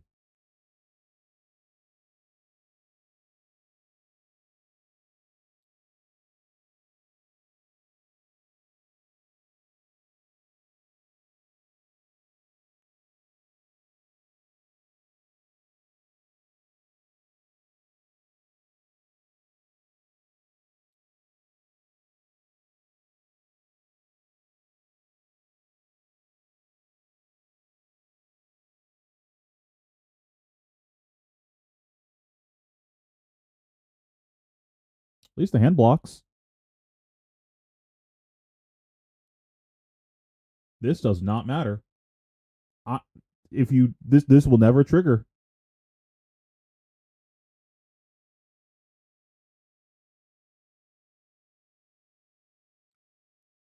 I think you put it on the cog at this point.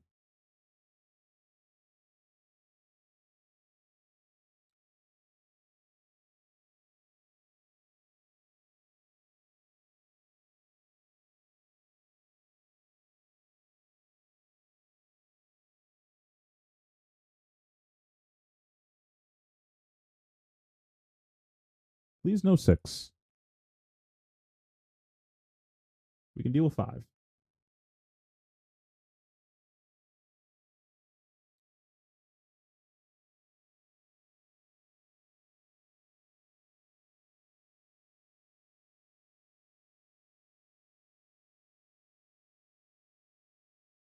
Ah, we can't deal with that. GG's.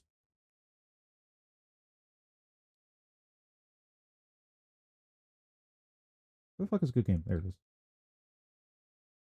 Oh, so punished by how we sideboarded.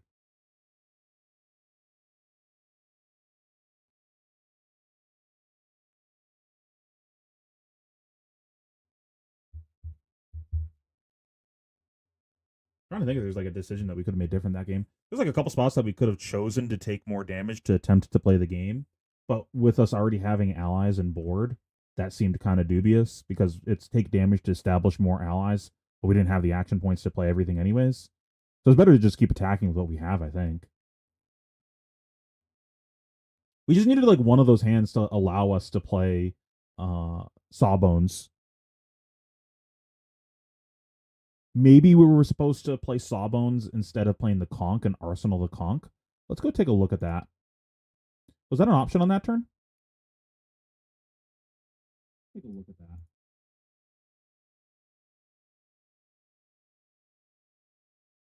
Where's the Conch turn?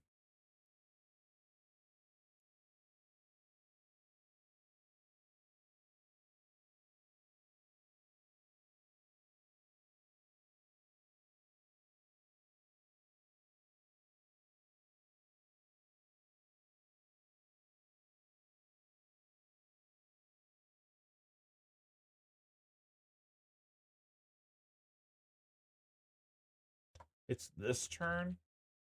So we could have played the Sawbones this turn. I think this is the only turn that we could have profitably played it. But I don't know how profitable that really is.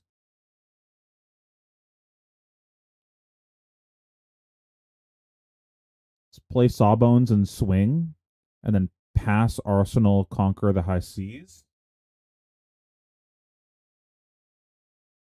We waste a resource doing it that way, but we keep the Conqueror for next round. We have gold in play still, so the Conqueror is like pretty live on a small hand. So we still get to do the Oyston into Conk thing if we want. Maybe that was correct to do that here, or play the Chum and just sit on the Conk and Arsenal. That's really tough to say. What was the next hand?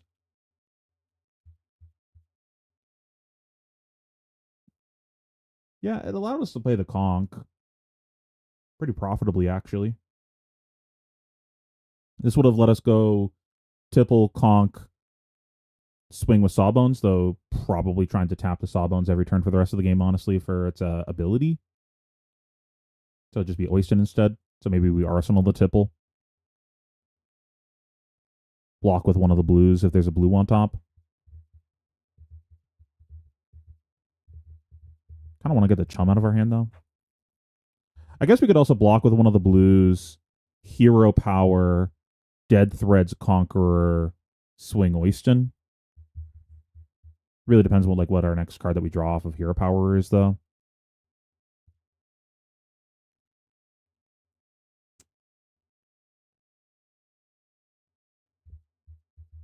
Yeah, this might have been a mistake this turn. This might have cost us the game. Like, honestly, kind of hard to win this game no matter what. I think this was a game that was our opponent's game to lose, basically, after he played the second Palantir. It felt kind of Jover after that. Maybe we were supposed to block more because he was going face so hard. So we have our turn 0. He kills our guy, then he goes Palantir.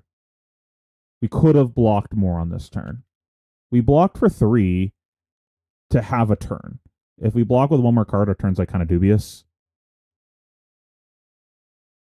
I guess we could have blocked with the sea legs.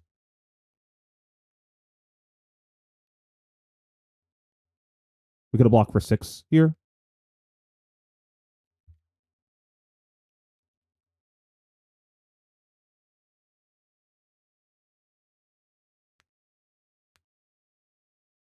Come on. Why are we not loading? We developed a Scoob, and then the Scoob was okay on this turn. It got our engine online, which we weren't currently there yet. And then we played the Oyston because we just had a brick card.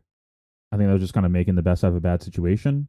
But maybe that's wrong because we know there's an ally on top, right? We know there's a Scoob there. So maybe we block for another 3 with the sea legs. And then just play the Oyston instead. That also kind of sucks, but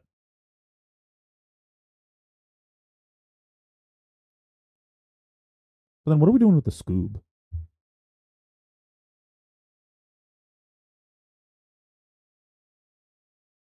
Or is it don't play the Oyston, just play block with the sea legs, and then pitch the Oyston plus dead threads?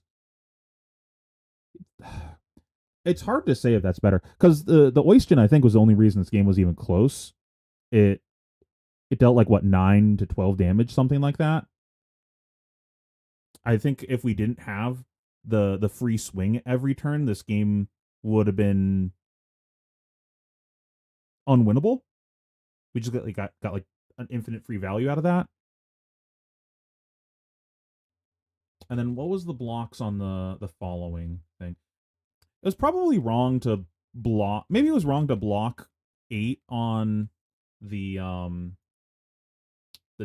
dovetail or whatever it's called. Yeah, this sucks. We our only card that actually defends well here is the blue that we need to play the turn. And we know we're not drawing another blue here. And that's kind of the card that we want to pitch to cover our turn. Otherwise turn kind of sucks ass. And I don't really want to block with these 2 blocks.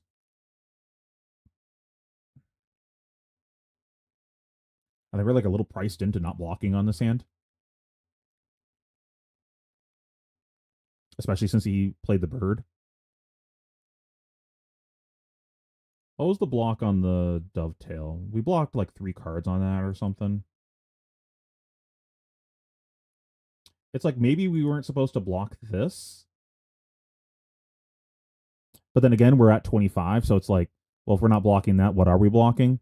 Because we overblocked this, and then he's still connected, but we stopped him from untapping all of his cogs, which didn't matter.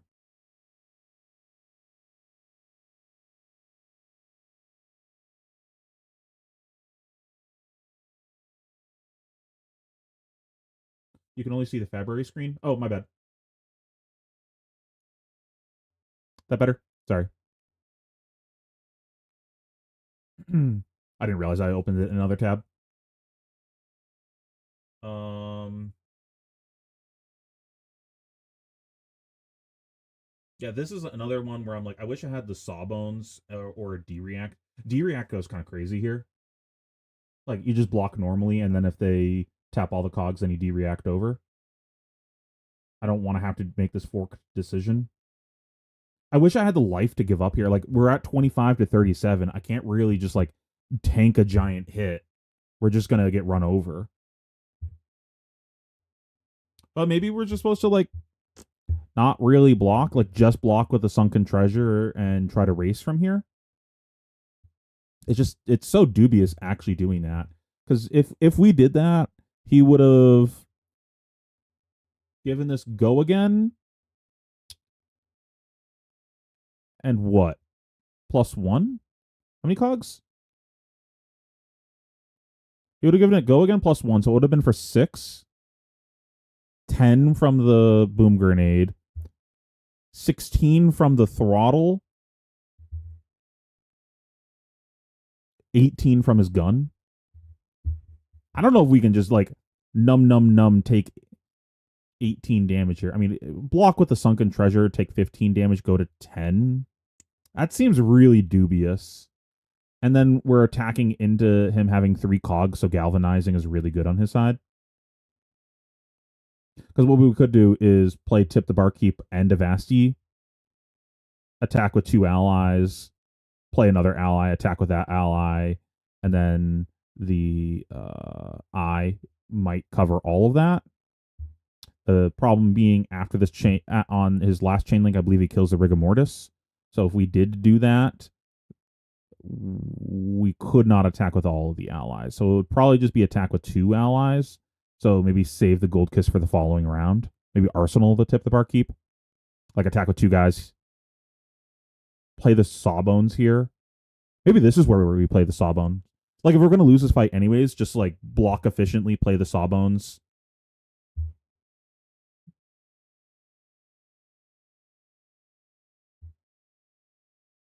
He has to kill Sawbones next turn. Surely he doesn't beat us getting just a free 4 value every turn between Oyston and Sawbones, and it's just blocking with our hand. It's an interesting game. Interesting. Let's get one more. Let's get one more, and then we're gonna go talk about the Google Doc.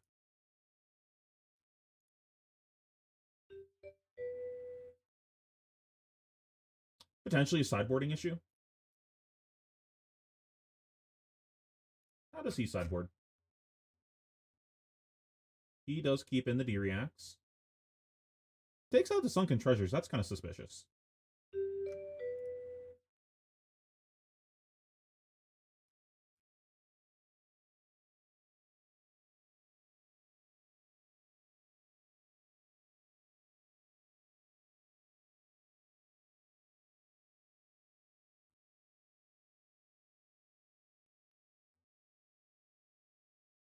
Let's see.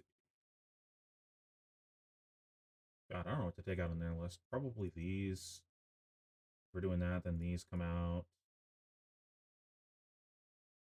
Fiddler stays in. I think the D-Reacts stay in. Maybe we don't need all the back alleys.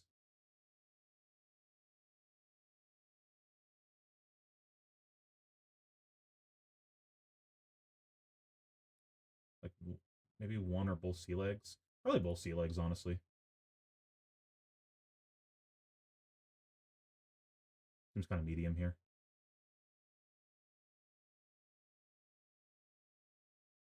This is probably fine. Probably close enough. Maybe some of the salt waters come out, but I'm not sure.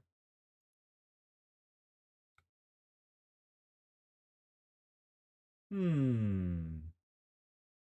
Probably calling for something here. Let's see if there's an ally so we can chart. No. What do we call for? Chum?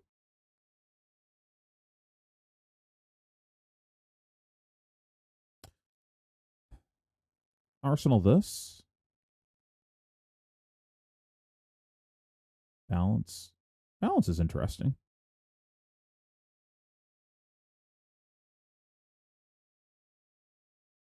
I wonder if we still do this.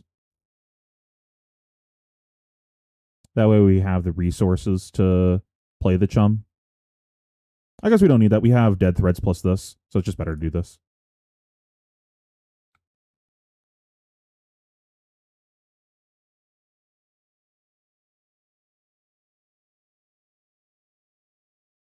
Could also just put Whaler into play. Doesn't seem terrible. I think us getting gold, though, is pretty high EV.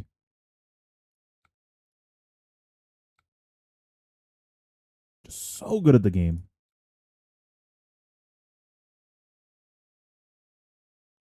Do I want to IP this?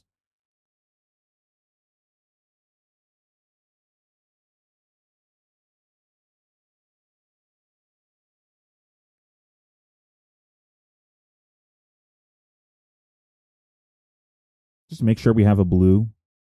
I think that's reasonable.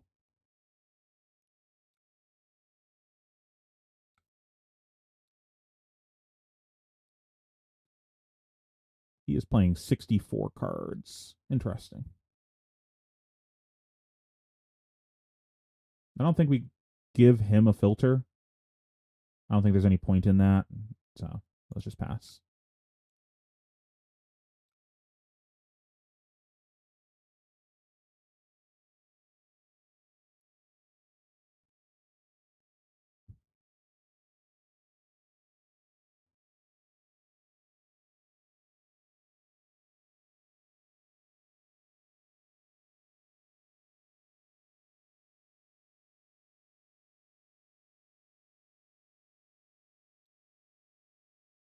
Huh?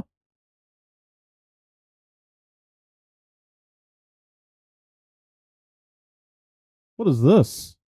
What is this?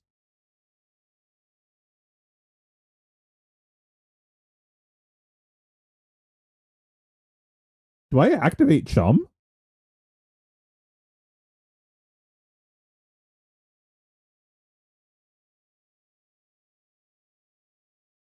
No, right? I don't give a fuck if he daggers me again. It's probably just going to Arsenal pass, honestly. Bro, I fucking sleep.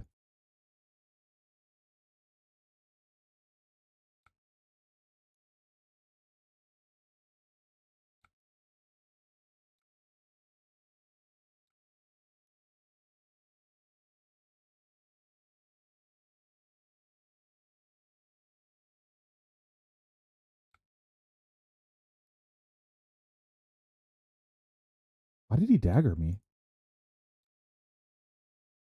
feel like he just Arsenal one of these. Getting 2 Kiss of Deaths out of the deck is pretty nice.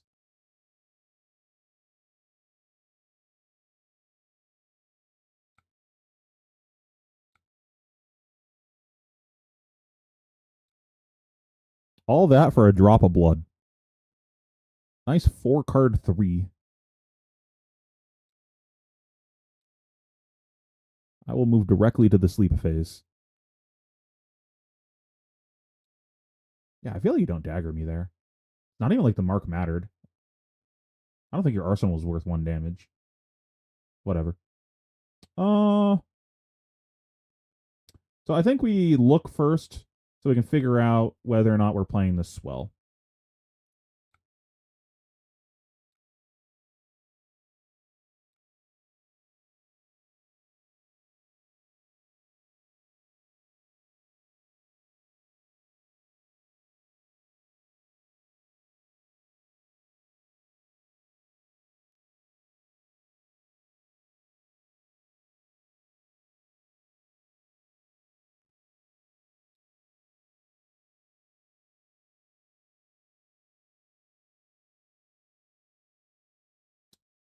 We were probably supposed to hook that actually.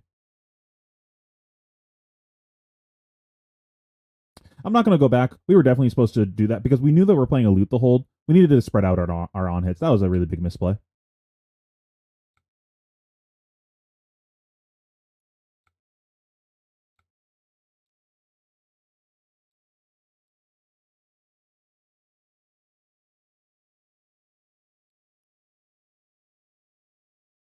Yeah. Omega punished.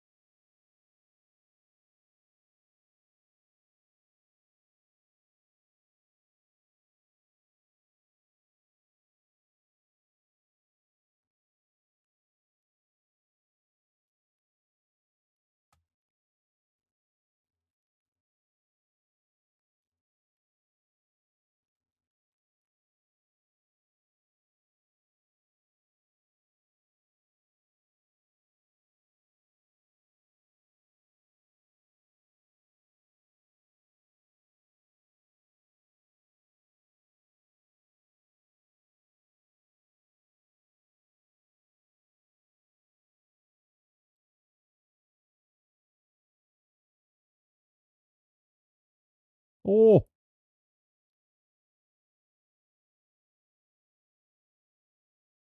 we do need to be a little bit worried about fatigue. Should be fine though.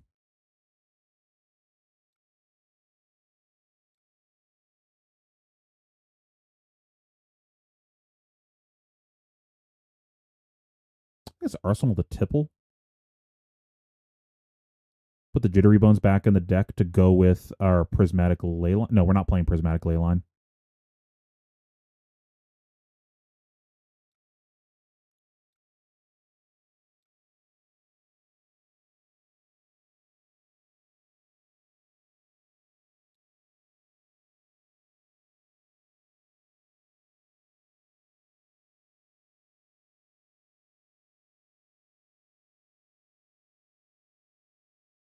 I'll just play the Swabby here. Call to the grave for fiddlers.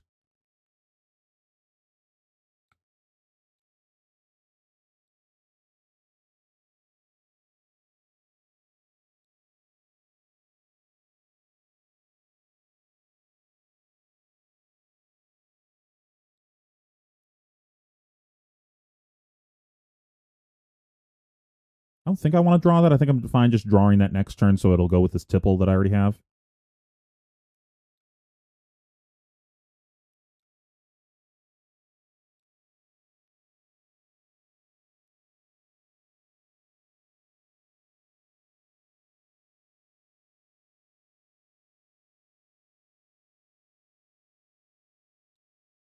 I'm pretty happy getting rid of a bonds. Do you react? Yep.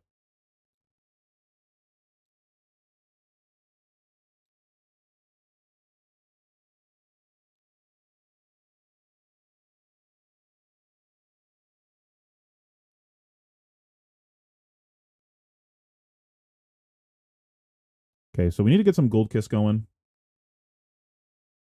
We're going to probably have to double ally at some point, but we don't need to worry about that yet. Want to block with a Sunken Treasure. Interesting.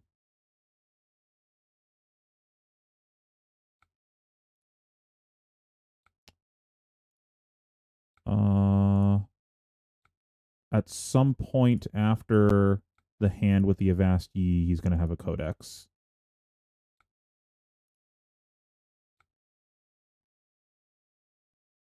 Well, I guess we're drawing gold this turn, huh?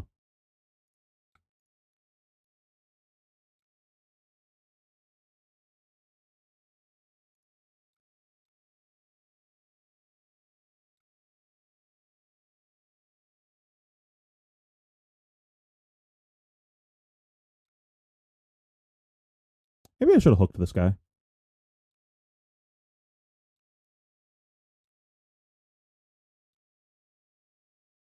Do I want that in my arsenal? Okay, so we got 9 resources. This is gonna bring me down to 5.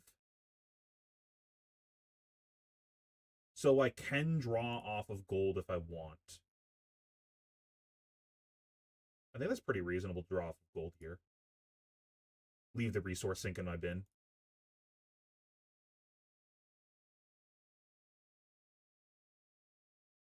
And then hook the next thing.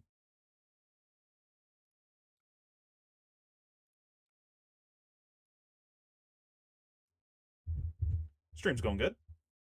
Probably the last game we're playing tonight, and then we're gonna evaluate the Google Doc afterwards. Now, the one worry is that the blood in the water gets stuck in my arsenal, and that becomes a reason I fatigue this game.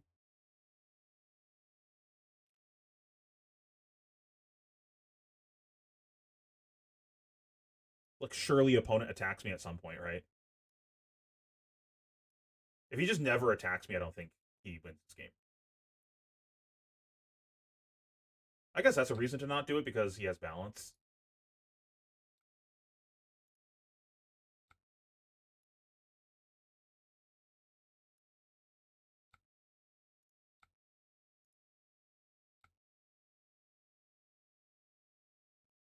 Hmm.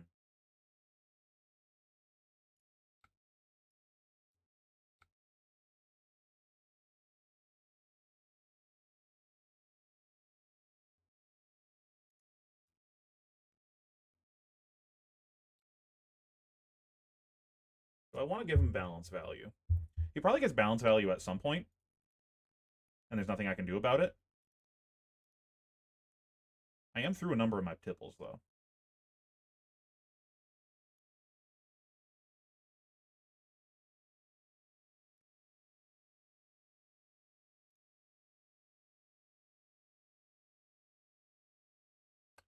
Let's not get crazy.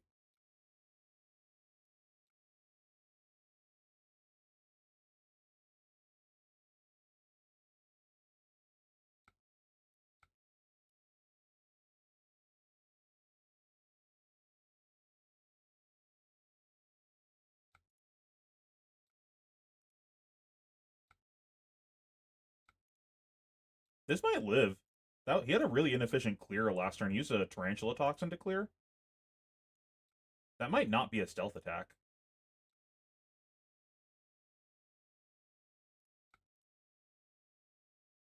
Nope. Unlucky. This hand kind of sucks. I almost want to just like pitch the Conqueror for later on in the game.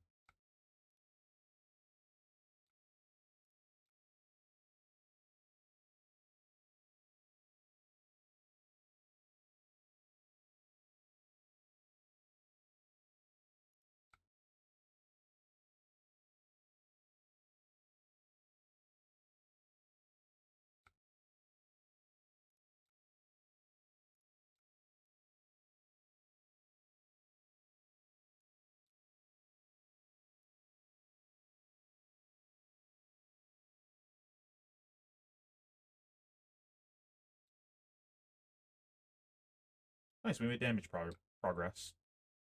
Hmm. We only have one ally in the bin, and it's the Sawbones.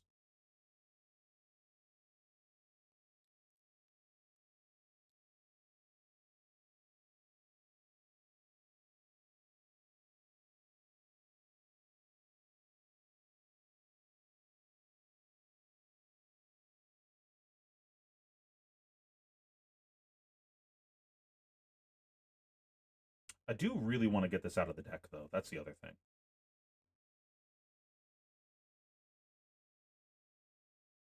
We have 5 resources to play with here.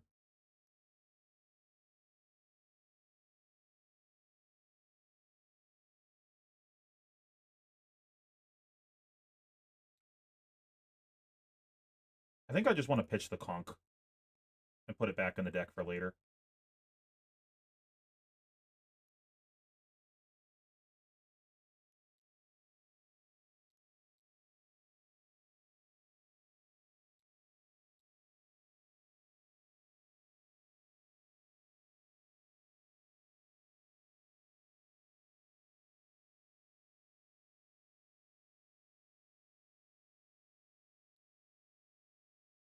Well, it seems like we picked a good time to put a D-React in our arsenal. Someone found his bonds.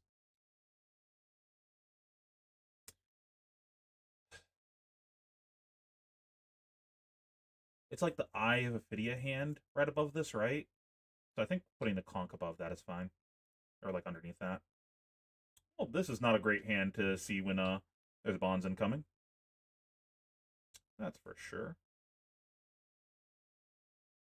Okay, so if this gets nicked, going to what, 10?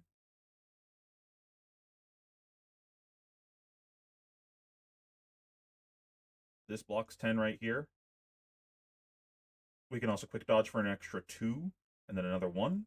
So we're covered if he has another +3.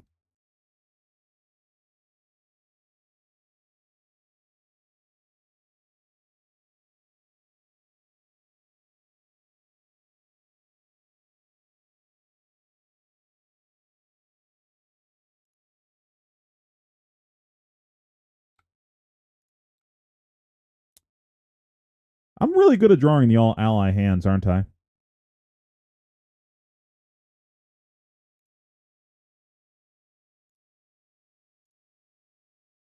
Actually, is that what I want to put in there? It's probably fine.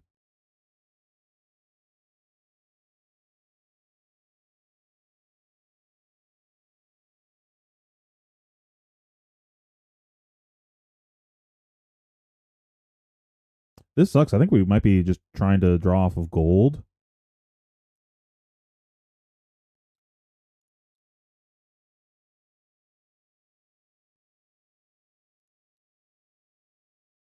So this covers if he doesn't do any funny business other than this. And then this will cover me for just a nick plus something else.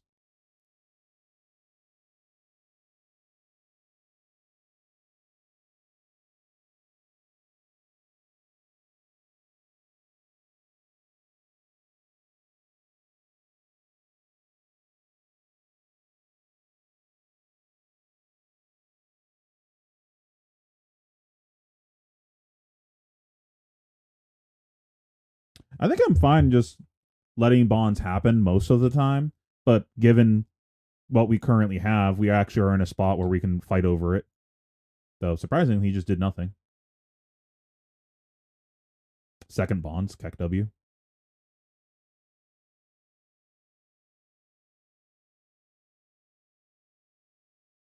I think we got enough chip damage though that I'm not too worried about getting fatigued. And we've only burned 4 allies.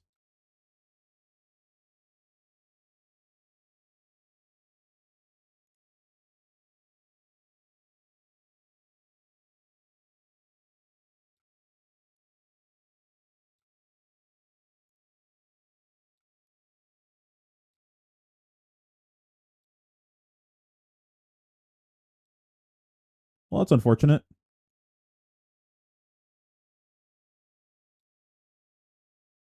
That's more fortunate. What do we want to play? What are we doing? We're pitching 2 of these. 1 to gold, 1 to tipple.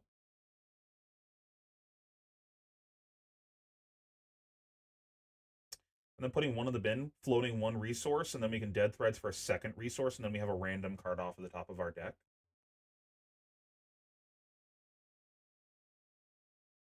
So if we draw a red, we can't actually play Swabby. We can play the Scuba. I think we just play the Scuba, and then put... We're not playing Prismatic, so I think we just put like a Tibble back in the deck. And then the Tibble will be next to all these allies. That seems pretty nice.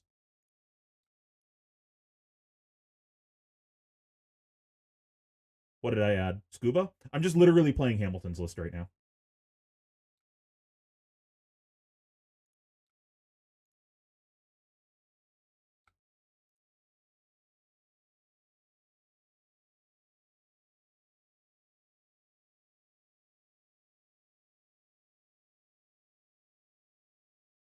So he has 1 bonds left? And he burned a Justinic, right? No, no, no. He pitched it just to Nick on turn 0. He burned a toxin. Oh, damage progress.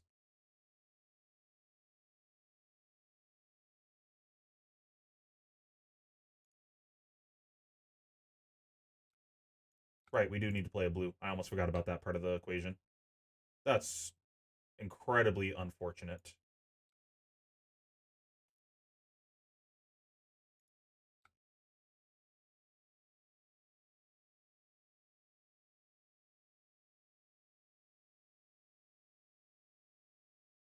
I think we still play the Scoob. Save these guys for later.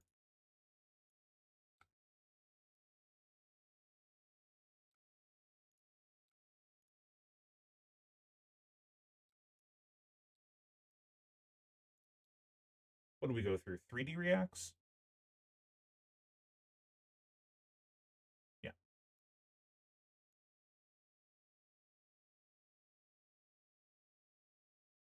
Okay, so 36 cards in deck. So this is currently a fresh hand, but that's not how this deck plays. I think I go blue, yellow, yellow. Eh, there's blues underneath that, so it's probably yellow, yellow, blue. Maybe it's yellow, blue, yellow. It's probably yellow, blue, yellow. Let's go with that. That way, just in case the blue is with the tipple and like, depending on how this is cut. This is assuming we don't shuffle again.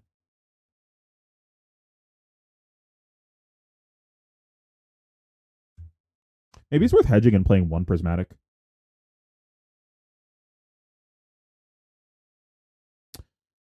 Um, I kind of want to save them for a better turn, and if I play the chum or the like, if I play Sawbones, he blocks 2 cards and then kills that, and then probably passes.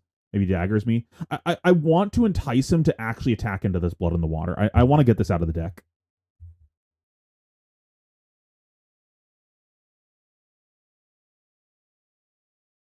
Man, that was so unfortunate. Never lucky. Yeah, there's 2 points of armor left.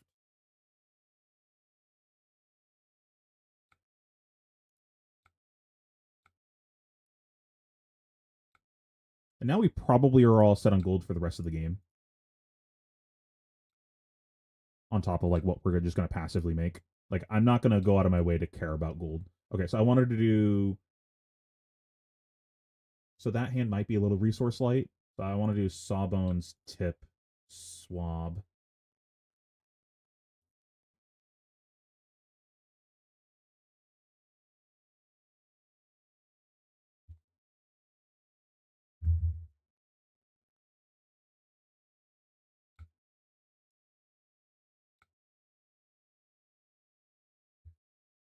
Hmm.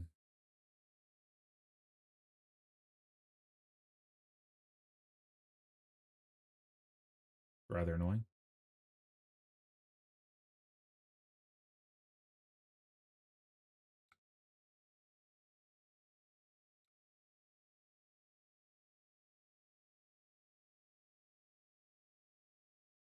I think I get rid of one of the rigor mortises in my hand.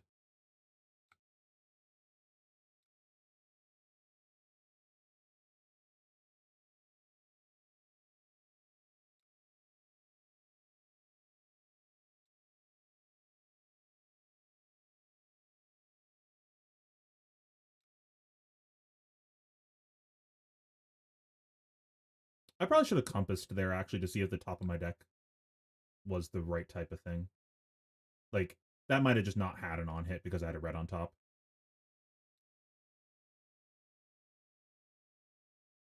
Sure.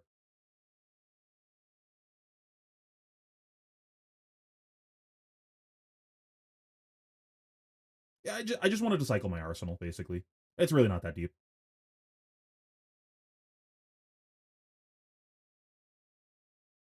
I'll play the one of these guys when I really don't want him to punch me.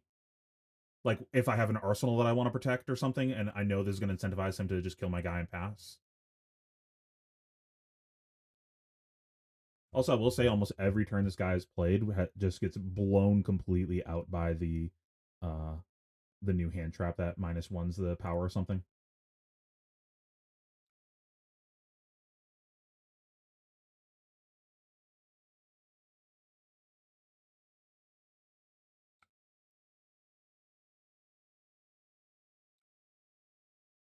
This also makes sure that my economy is set up. Like at this point, I wanted to make sure that I had enough gold. I cycled out my arsenal, and now I want to get gold kisses in play. Haven't really had a chance to play them. Could have played one last turn, but it's not like how the hand played out.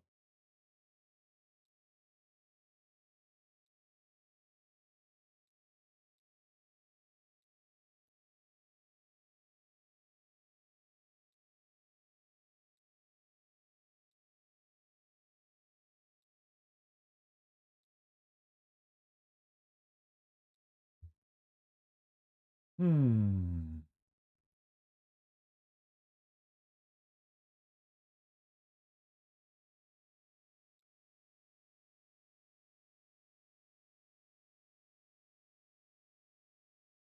Now it's probably chum. I feel pretty safe arsenaling cards because we still have our hat.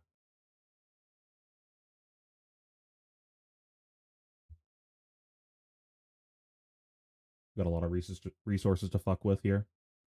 There's also the option of drawing off of gold and playing the loot and playing the chum, but if we draw an ally, it's kind of ass, so I don't really want to do that. I don't think we need to force that hard. I just want to get a gold kiss and then find an Avasti and then double ally, double swing at this stage and try to do that twice. Probably catches a D-react.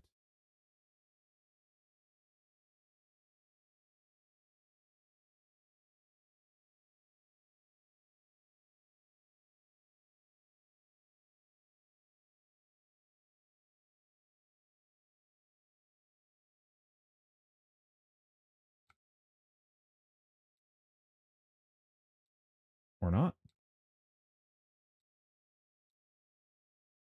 What happened to trying to fatigue us?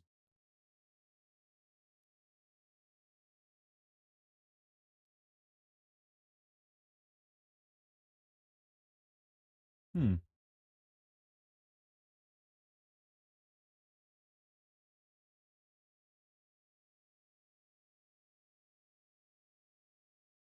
Do we care?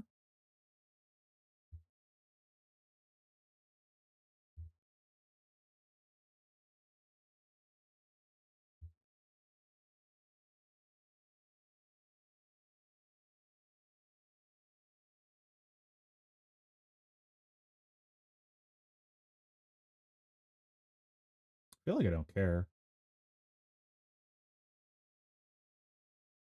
I guess I should just still block anyways. Because we could just like play the loot, the hold, pitch, loot, hold, play a guy, swing, pass, make him have it, make him use the card.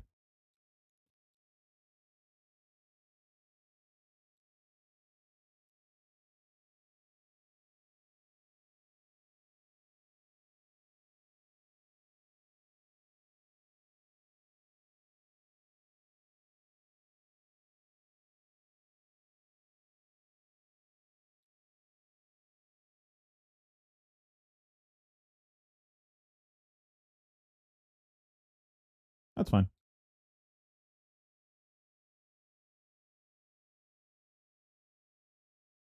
We're probably not getting disrupted anymore this turn because he's got to clear the chum. I'll be surprised if this stays. We know our arsenal's probably safe because we got the hat. So what do we want to do with two cards? Play the loot, the hold. Play either Rigor Mortis or Sawbones.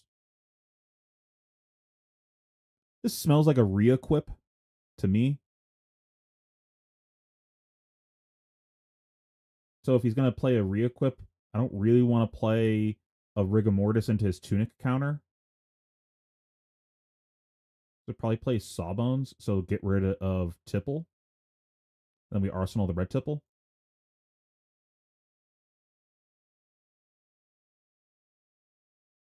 Not a great turn, but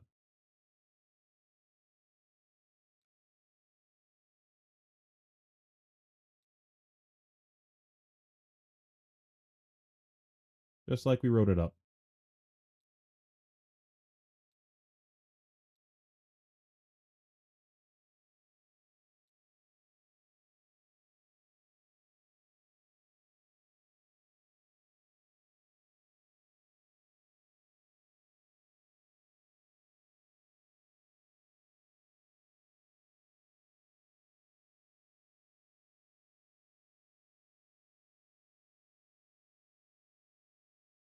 Still got one more Sawbones in the deck. No more Chums.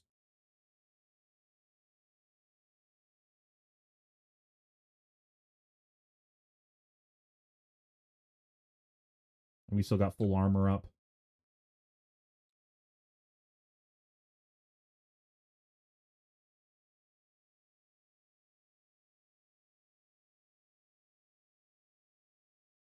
Ironically, now we're getting punished for bringing in the D-Reacts into the deck that we assume would have been trying to fatigue us. Sure.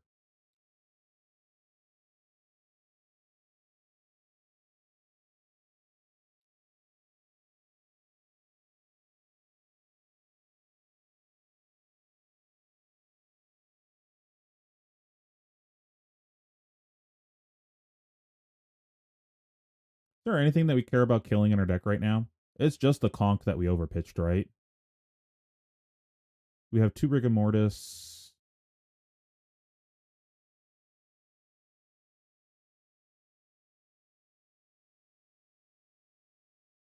Yeah, probably worth doing this, right?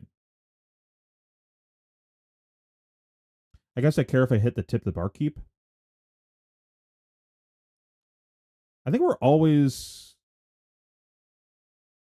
looking at the top for swell. So let's just do that now. We're drawing a back alley break line. That's pretty good.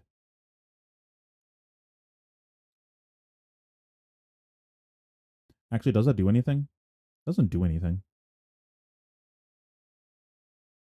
If we had a gold kiss, it'd do something, but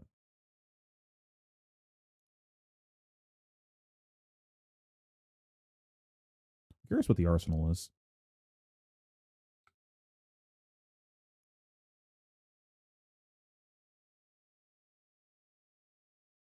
Are we getting mantled? Oh no.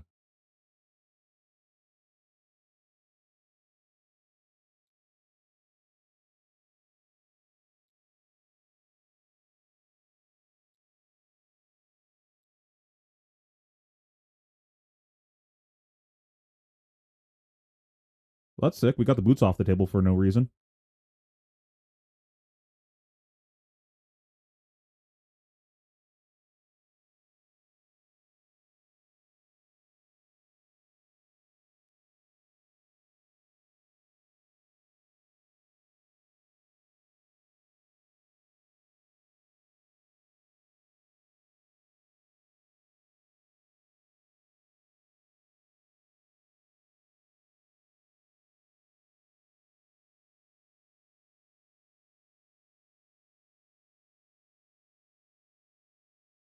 Hmm.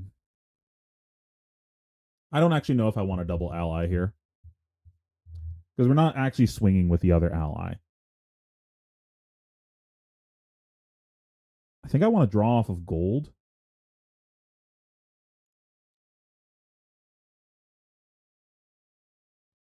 That changes things a little bit. Does it? It doesn't change anything because we already hero powered.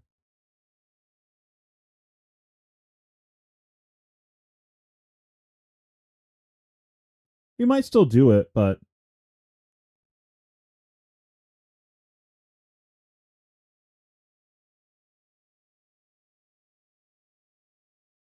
do we crack another gold?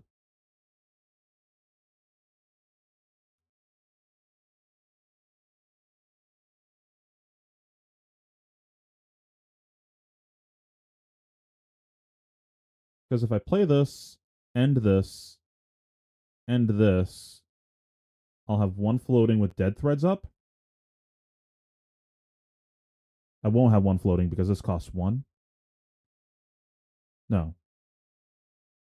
3. That's exact. The dead thread just goes to waste.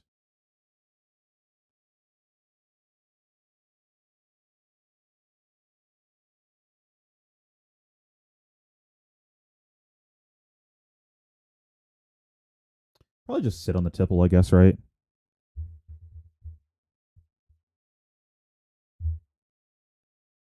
Because the thing is also he can just go like tunic dagger one of them for free.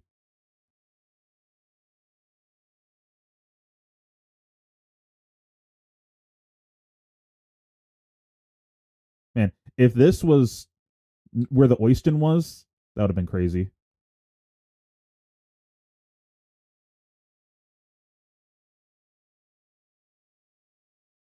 I think I want to play this.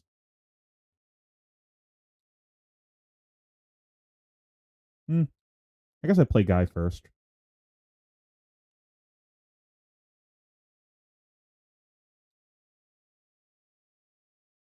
I could Arsenal this to make sure we have a blue next round, but if he throws Arsenal Disruption at us randomly next turn and we have to hat it away, I don't actually want to do that.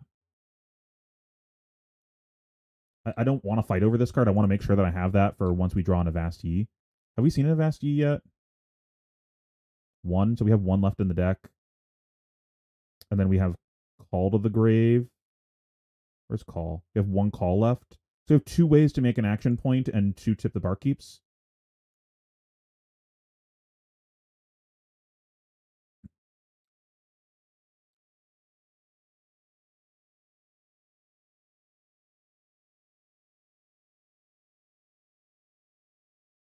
Three, four, five, six, seven, eight.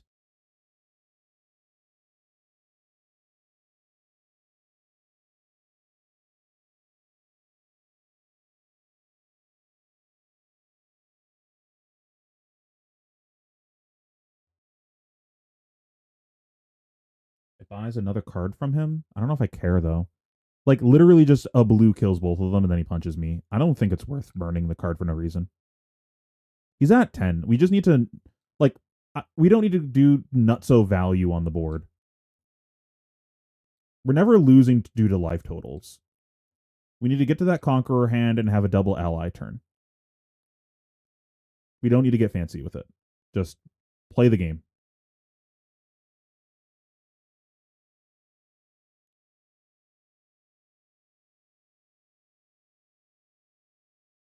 He has one bonds left.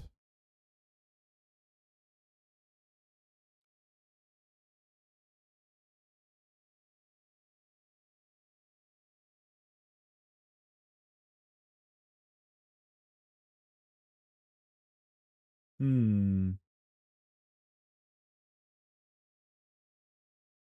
Last turn.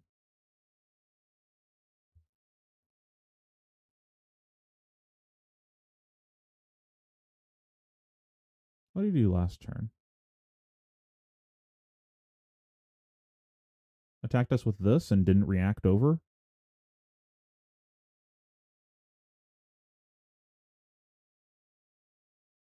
We're getting attacked again. We'll block with this in the next thing.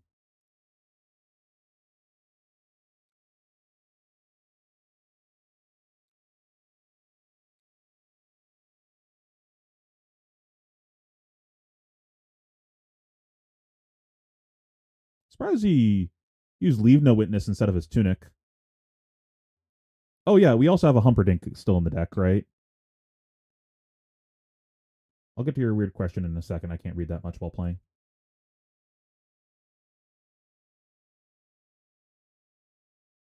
Could just be another stealth attack. We have all the resources. What are we doing with our turn? We're playing this, probably pitching this, discarding this. This is a fine arsenal. We have two cards left over. We have a lot of gold to fuck around with. I'm also just fine blocking with the port side, TBH.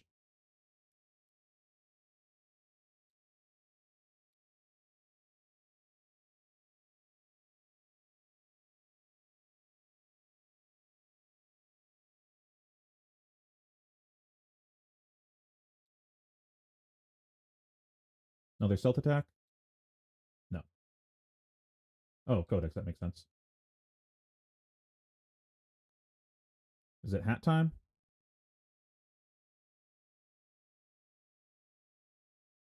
It seems like hat time.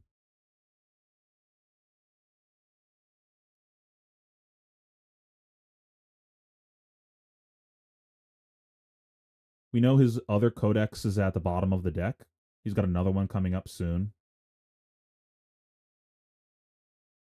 He's running out of life to actually play with to throw disruption.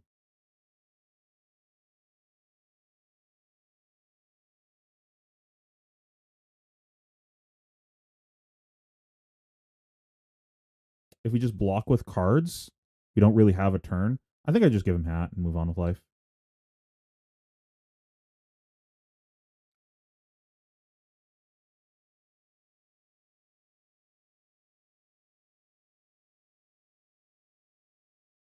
Okay, win condition found.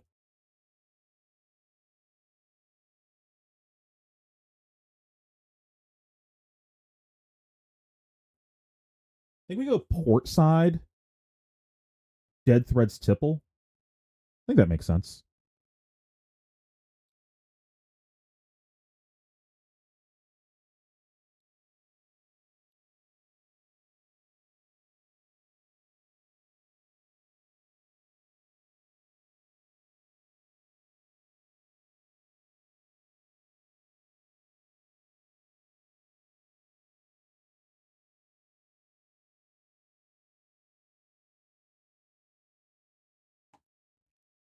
We we already played a blue. Maybe we just draw the red tipple. That's probably better.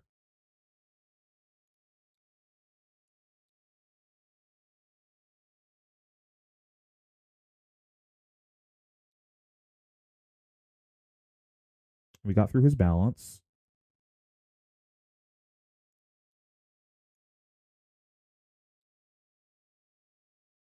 Oh, did I fuck up my hook? I thought I made a gold on that turn. Unlucky. Bad at the game.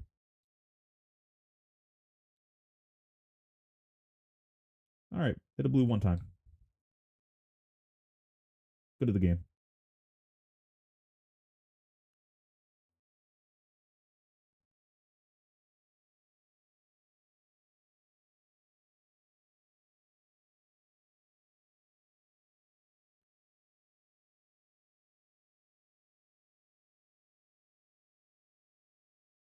I'm kind of into just throwing the swell, and if it misses, we just play rigor mortis and move on with life. And if it hits, then we just draw off of gold. Just get a free arsenal. He has to block anyways.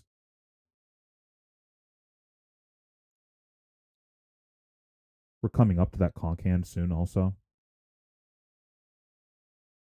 Unlucky that we got rid of our Vast E though. Then we should just have enough space next turn to do whatever we want because he's probably going to block 3 cards here.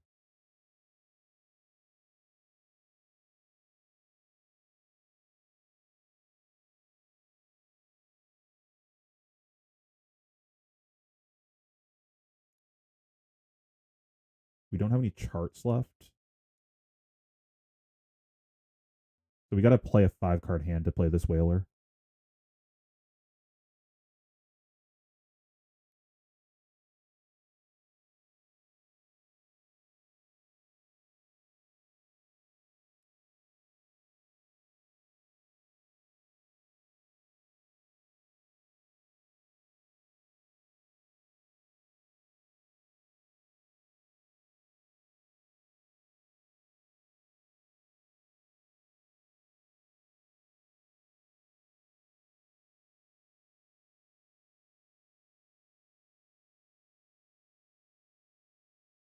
Okay, I'll read chat. Weird question, but is closing out a game in gravy harder than it looks? Like your life lead has been over 20 points all game, but I find closing games kind of sketchy. Yeah, I think a lot of the games are kind of like it's not trivial to navigate. Opponent decided life total is not relevant this game. He decided to just never trade damage with us, so that's why our life is so high. Basically the only times he hit us is when we told him that's what you're doing this turn. Like we played a small hand that doesn't require a lot of damage to actually clear our board. So he doesn't really have an option other than punching us. He just only has the opportunity to block with like 1 to 2 cards. So what is he doing with the rest of his hand? He already has an arsenal. I guess the other 2 cards go face. You know what I mean? And then that's the only times that our life total really got attacked. Uh, I think whenever you're playing one of these ally decks, fatigue is kind of complicated because it's not just other decks that are prone to fatigue are typically beating fatigue by having like a big combo turn. You look at Lexi, you look at um, Aurora. These decks can get fatigued, so the way they beat it is they just go so ridiculously over the top that it doesn't matter what you're doing. That's not something that you typically have access to in ally decks. Sometimes you do, and then it's very broken, but that's typically not something you're doing in these decks. So the way they have to navigate it is typically very complicated and requires a lot of nuance and setup and thinking about future turns and navigation of resources. But like you look at this Andromi, it's a lot of resource management. It's a lot of caring about what's in your deck, what's in your grave, what's in play, making sure you're playing for specific turns.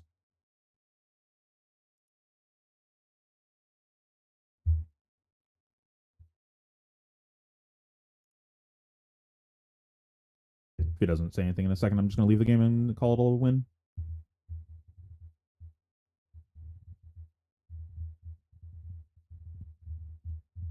But I think we have deterministically won this game at this point, unless something fucked up happens. We we have one turn where we go conquer the high seas into like some other shit. We have another turn where we draw into our last call to the grave, grab that back alley break line, play 2 allies with the Gold Kiss Rum, and then we have the Humperdinck play. So I think we got this wrapped up. Literally, the Humperdinck by itself, I think, wins the game at this point because he needs to keep 2 cards to clear it, and it has to be like Codex plus a stealth attack, or the one leave no witnesses left in the deck. Like he does not have very many hands in the deck that actually kill a Humperdinck. So we could just like luck sack him and his hand literally can't clear it. Um I guess a blue plus Command and Conquer also does it because he can go dagger into Command and Conquer off of the go again from hero power on the stealth dagger. That also does it. I've since they changed this button to the whatever it was before, the like I win button to leave game, I've never actually pressed this button. So does it keep you in the game? Because I actually wanted to see what his hand and shit was. I guess so. Why do you rage quit?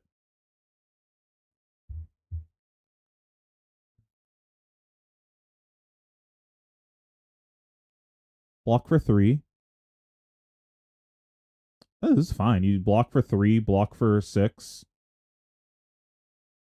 keep your D react, dagger my guide, dagger my face, move on with life. Take no damage, go next. We were going to arsenal a jittery bones off of gold because what we were going to do is we had 5 floating, draw off of gold, play rigor mortis, swing. We have a rigor mortis, an Oyston, another rigor mortis, a Humperdinck. So we're set up for the double ally turn with the rigor mortis plus Oyston. So our next hand would have been Portside Tipple, Eye, and we know under the Eye is the Conqueror, so we probably try to crack gold into the Conqueror here. I kind of use that as like a signpost of when the Conqueror is coming around. So we have a Jittery plus these.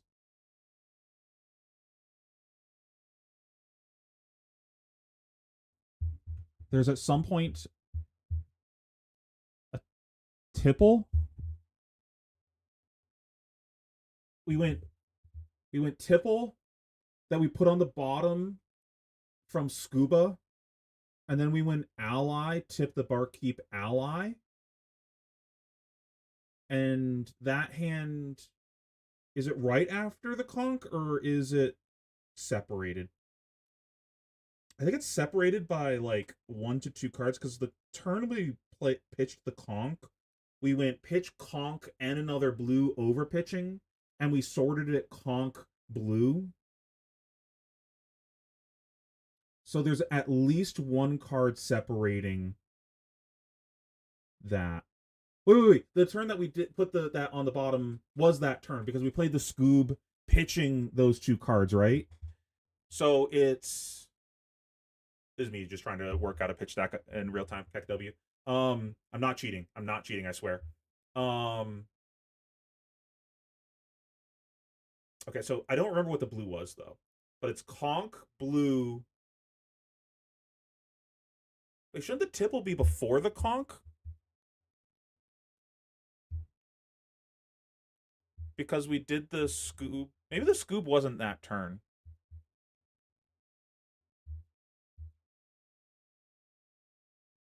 I can't remember.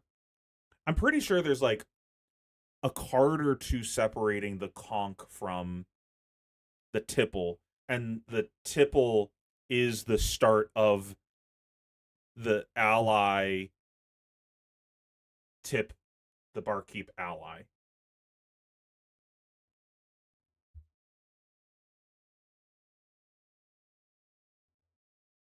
Okay, I'm confused. Shouldn't this tipple be in front of the Conqueror of the High Seas if it was that hand? Or did I play the Scoob on this hand? I think I played the Scoob on this hand. Yeah, that makes sense because then I remember saying something along the lines of I'm gonna do that so that way the tipple is with these allies and it plays better. I think that's what the timeline was. So if we know that's going to happen, we know we're drawing into more allies. I'm trying to reason through if this Jittery Bones gets played on this turn. More realistically, what probably ends up happening is this Jittery Bones sits in our arsenal till we draw into this hand because we know there's a bunch of blues underneath it. And we use this blue as the starter for the Humperdinck turn. We go. We do whatever shenanigans we're going to do this turn with the Conqueror of the High Seas. Whatever, this nonsense happens. We draw, and we have Rabble and these guys. We hear a power discarding an ally because we know the next draw is an ally. No, we don't do that because if we do that, then we can't discard an ally for the Jittery Bones. So if we draw and stomp on the Rabble, we know the top deck is Swabby.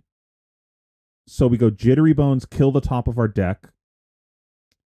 Dead Threads Tipple, discard Sawbones. And now our hand is Rabble, Tip the Barkeep, blue. And importantly, this blue no longer has a target in the deck. So this is just a bauble. But that plays the Humperdinck. So we get to do the Humperdinck that turn.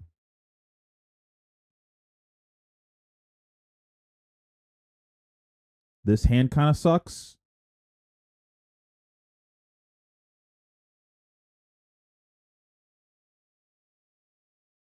Where'd the Avast go? Am I blind? Oh, it's in my pitch.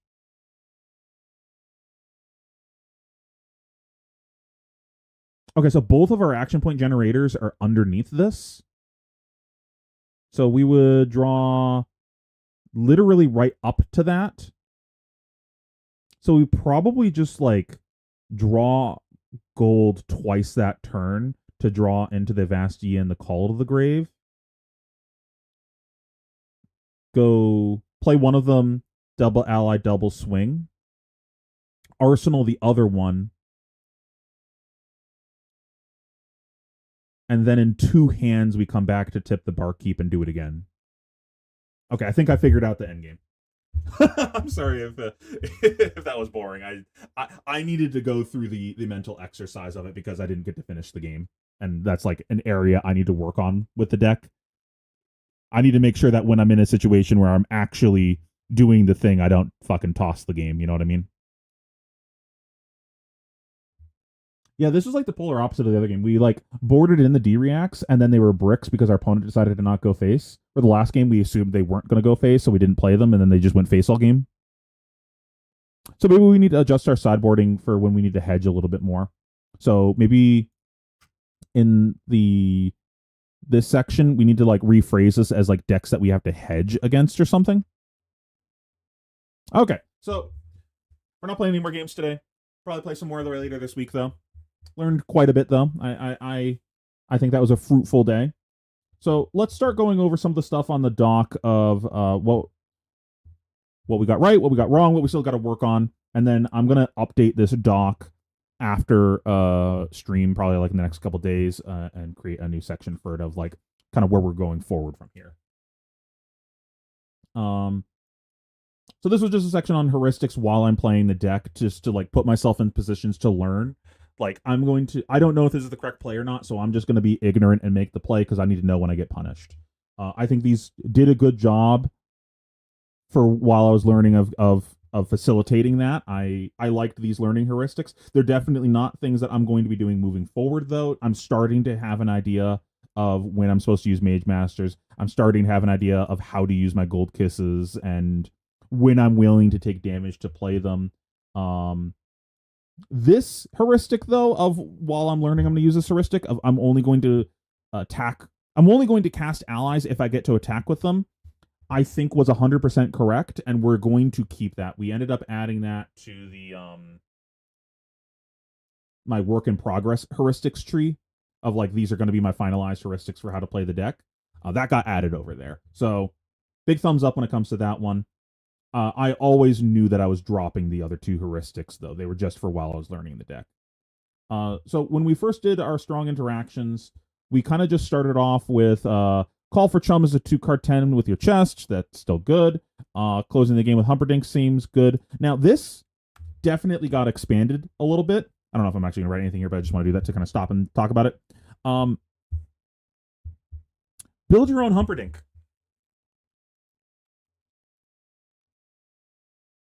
Using a double action point turn to play 2 allies, swing 2 allies, kind of functions as a Humperdinck. Like what I was trying to navigate towards in this game, where I was going to use the Gold Kiss to play like Rigor Mortis plus Oyston. Ideally, it's something better than Oyston. Like, I mean, we have 2 Rigor Mortis, double Rigor Mortis.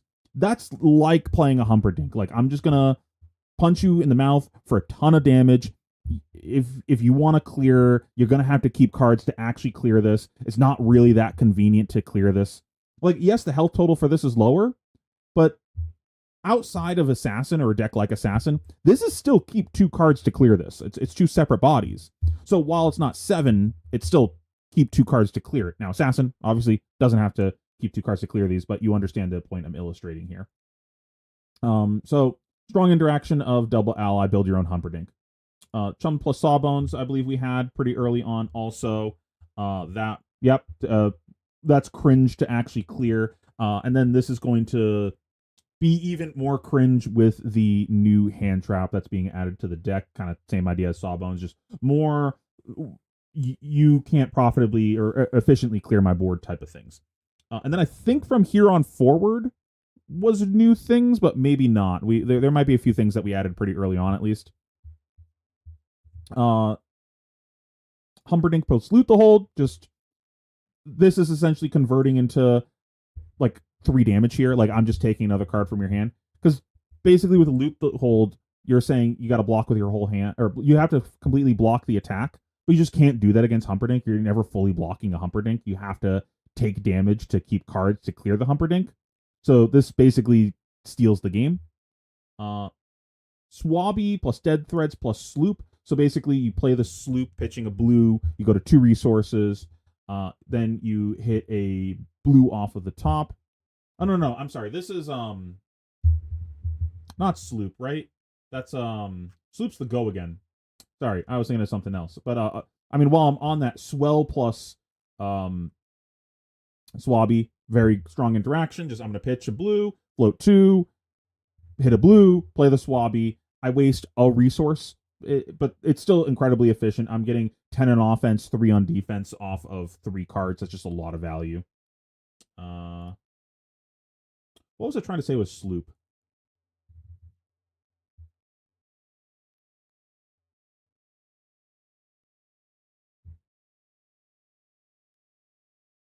Was it like play Swabby off of a blue,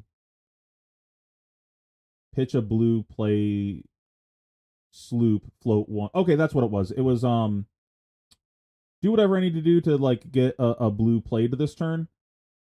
Cast Swabby for a blue, pitch another blue, play the sloop. I now have one floating.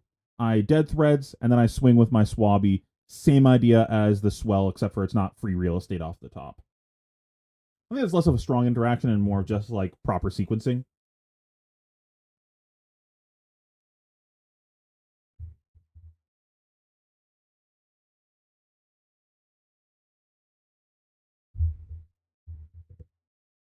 When you build your own Humper, is that a Mage Masters plus Gold Kiss Rum only play? No, it is not. There's a lot of ways to actually go about it. It's basically find any way to make 2 action points. I'm gonna move this shirt out of the way so you can see my hand gestures. Um, we'll just leave that in the middle. Nope, I'm referencing my screen. We'll just do that. So find 2 ways to make 2 action points.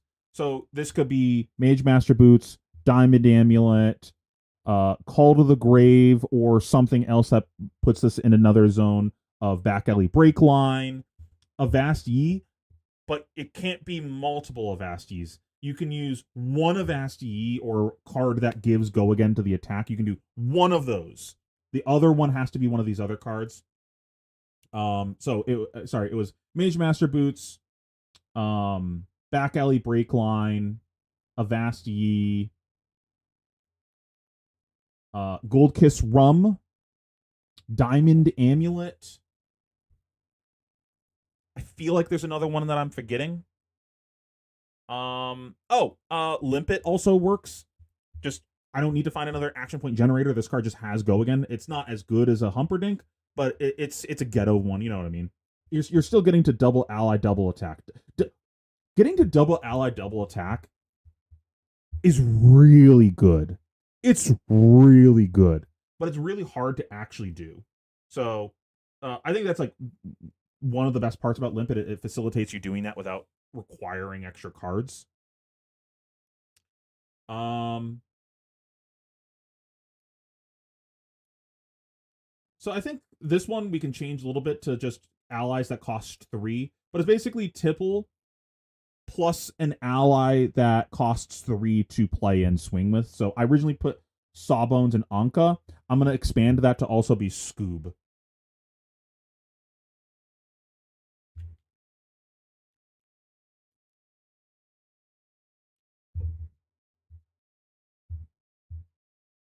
Yeah, Limpet's pretty good for that. I think Limpet's value probably goes up for like the calling if anyone's going to that, just because we're probably going to see a lot of gravy mirrors, and I think that's one of the matchups that it excels in. I'm a bit of a Limpet hater. I really don't like the card. I find it pretty underwhelming most of the time that you play it. I really only actually want the card in the mirror and against like a Guardian. All the other decks I really don't want it into. Like decks trying to kill me, I don't want it versus. Decks that are trying to hard fatigue me, I'm probably beating most of them anyways. So it's really just like a quality of life card versus some of them, and a noticeable quality of life versus Guardian. I think like Jarl is probably one of the decks that I actually want it versus. I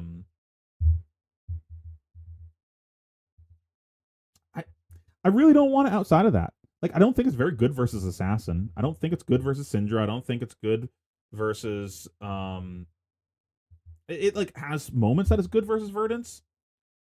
The low health allies are pretty dubious versus Verdance because of her hero power pinging them off. So there's like a window in the game where they're good. So that's like maybe you play one in the deck so you can call to the grave for it. And like if it's good, you can find it. But it's not like hell yeah, I'm gonna slam 3 in this matchup because it's just gonna be ass sometimes. And on top of that, the 1 health allies, I mean, really, any of the low health allies are pretty susceptible to them just cracking Mage Master Boots and ruining your day and just time walking you with boots, which is pretty typical in that matchup. because they're just trying to buy time. If they're trying to not die, because there's like two ways they can play the matchup typically. The face is the place and just try to kill you, and it's like I'm just gonna play all my big attacks into your face until my hero power is on, and then I'm just gonna smork you with arcane. And I'm just gonna fatigue you. That's like the two main ways they play it. And in the I'm gonna fatigue you, they're pretty likely to just crack the Mage Masters if they find a time to time walk you. Like, oh, you are playing a 5 card hand, and one of the first things you did was attack with an ally with Go again. Yeah, no, you can IP3. I'm gonna kill your ally in response. Give no quarter, play with Humperdinck plus Chum. So this is basically like give no quarter, play 2 allies. I think I'm gonna rephrase this. We're seeing a lot of people move away from this. So this might be like a strong interaction that isn't strong enough or is being undervalued and underutilized. That could be a hole in the strategy where people aren't utilizing this properly or are undervaluing it. Talking to a number of people, there is definitely a lot of people valuing things differently in the deck, and there not being a consensus of what is, the power level of each specific thing. Like, I've talked about Gold Kiss with a number of people, and everyone has a different opinion about the value of Gold Kiss Realm in the deck. So there's clearly no consensus on a lot of these things. So this could be another one of those. People are undervaluing Give No Quarter, potentially. I don't know. This is probably why we're also seeing a number of people only play one Give No Quarter. It's just there versus like Fatigue probably in their second cycle, so they can have that funny double ally turn that we spent the past like 15 minutes talking about. One thing that I like about Give No Quarter also, which we're probably going to mention in a minute, is it facilitates you playing small hands. It's really hard to like actually play and attack allies after blocking, especially if you're blocking with multiple cards, because you got to play a blue. So you got to play a blue that makes you resources usually. So it's pretty difficult actually doing that. Give No Quarter is one of the few that lets you play like a 1 to 2 card hand and actually play and swing an ally. So I quite like it for that. Swell and chart with Back Alley Breakline. Yep, obviously really good. Back Alley Breakline's pretty silly in the deck. Card filtering and deck velocity. So this is one of the strengths that Aurora and Lexi had, where yes, their cards were very good, but their good cards let them churn through their deck faster. So the more funny cards they played, that made it more likely for them to see more funny cards. Like you play 3 of a kind and dig through your deck, you're now more likely to find another 3 of a kind, so you can chain these funny turns back to back and codex and other things like that. You just like churn through your deck really fast. That's a definite strength of Gravy Bones. I definitely maintain this. One other thing that's nice about it, because of kind of how Gravy Bones operates, is it lets you play like kind of silver bullet-y cards. This is one that we added later on that I discovered just watching a game, and I was like, oh, that was pretty fucked up. Playing a Conqueror of the High Seas into a Loot the Hold. You play the Conqueror of the High Seas, and then they block it, and then you play the Loot the Hold, and they can't block it anymore. They either take damage, discard a card to play 1 card hand, or they just give you the rest of their hand, and now they don't have a hand to clear your ally. It's pretty stupid. And we did I already have this written somewhere?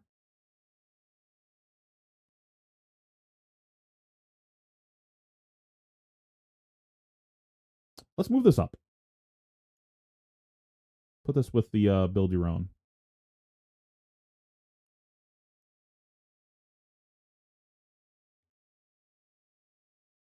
Nothing else to say here. We've yapped about this for a while. The double action point shit. So we actually added quite a few strong interactions to the deck. We started off with probably a third of this on the initial run through of strong interactions. So if you're not here for Gravy Bones, or even if you are and you're just trying to like learn in general, a takeaway here is we started off by writing what we perceive to be some strong interactions. And then we sat down, we played some games, and more importantly, we watched a lot of high level players play the game And then we identified all the shit that they did that was pretty fucked up. Anything that seemed like, wow, that went way above rate and that seemed like a really good play. Or, oh man, that completely boned the opponent that turn. Anything like that. Any of the types of things that, like, that was pretty impressive. We made sure to note that and write it down. Now, to actualize that, what we do afterwards is we need to keep these things in mind while we're playing, so we're not just like pushing buttons and playing cards. This we're going to take into the future, and it's going to do two things. One, it's going to help inform our deck building decisions. Now that we know what the strong interactions are, we know what cards matter for these things, so we can either add more cards that do that, make sure we don't cut certain cards. Maybe we cut cards that don't actually facilitate any of these things. Like maybe a card just like we thought was good, but it just doesn't like actually do anything to advance any of these game plans, so it just like doesn't have a place in the deck. This is kind of like, what are the roles that my deck is trying to fill, and I need to make sure all my cards fill these roles. Or it's so strong that it doesn't matter. It just is independently a really fucked up card. Like, I think Conquer the High Seas is a great example of that. Conquer the High Seas doesn't actually facilitate very many of the things here that are like what the deck is trying to do. It's a red big go again disruptive attack. It doesn't actually check any of the boxes of things that the deck like needs other than just damage. But the card is so strong that it doesn't matter. Now, the second thing that this is going to do is it's going to inform our decision making during games. So when we sit down during games, we're not just pushing buttons, moving cards around. We know what are the important things that we're looking to do. If you notice during that last game that I was playing, I was mentioning a lot of like, okay, I'm trying to do this, I'm trying to do that. I need to make sure that I have this. I'm trying to play towards a certain situation. I'm having all these things in the back of my head while I'm playing, and it's informing my turn-to-turn decision making because wrong slide. I remember all of this, and it's all in the back of my head. And then we added this during stream, the neat tricks of the hook after, or gravy bones after hitting off of hook. Like, oh yeah, I'll get this ally out of my hand now. Okay, assumptions. This was one that we're probably going to have some yeses and nos on. So one of my first assumptions was the more that I my win percentage goes up every time I hook and every time I hero power. I think I still maintain this. I think hooking is incredibly powerful. It gets your engine online, and honestly, just like having a shitload of gold is really good. Just going into the end of the game with a ton of gold and just ignorantly cracking a bunch of it. The other thing it does is one. I don't know if I have a point about it on here, so I'll just mention it here, and then I'll just like say I already talked about this if I hit it. One of the things that I've noticed that a lot of the best players are doing in this deck is playing in such a way to mitigate failure points in the deck. By failure point, I mean you drop into a hand and it just don't do shit. I was watching a VOD for someone on my Patreon earlier. I was doing like a coaching thing for him. I have like a shameless plug here. One of my tiers, you can send me in a gameplay review, and I'll tell you like all the things that you could potentially have done differently that game, and just it's like coaching without the like the social interaction part of you sitting with me. Like I'm just gonna tell you all the mistakes that you made during the game, or what you could have done differently and why. I think it's actually pretty high value. It's only $25. But anyways, like one of the turns that came up, I mentioned before I saw the next turn that the play that he made burned through his allies in the grave, and I believe he also didn't have gold. That created a failure state, and the immediate next hand was just a lot of blue do nothing cards. Now, thankfully, one of them was Call to the Grave, so he still had a functioning turn. But I'm not like that excited about playing Call to the Grave for an ally. I don't actually really want to do that. I'd rather pitch that for later on in the game when I actually need it, or use it like it's there for later on or an anti-failure state card. But I'd rather just play in such a way where I don't have failure states. So a failure state is your hand doesn't really do anything. So by sandbagging gold, sandbagging allies, it prevents that from happening. Going back to this first bullet point, hooking more means that I have gold. Hero powering more means I have more allies in my bin. Both of these things eliminate failure states. I think the way Gravy is balanced is basically he does a lot of really powerful, messed up things, but has enough inconsistency to balance him out. But with near perfect play, you can make it look like you don't have those weaknesses. So I think this bullet point was a less fleshed out version of how a lot of the top players are actually navigating turn cycles in the deck. Next, I could be aggro by outvaluing them. 100% was correct about this. Every single game that I have played or even watched other people play, that's all they're doing versus the aggro decks. I'm blocking very little, and I'm just going to outvalue you every single turn of the game. I don't give a shit if you have hit triggers. I'm just going to raw outnumber you. Go back and watch any of the streams that I did recently if you don't know what I'm talking about. Find the Syndra games.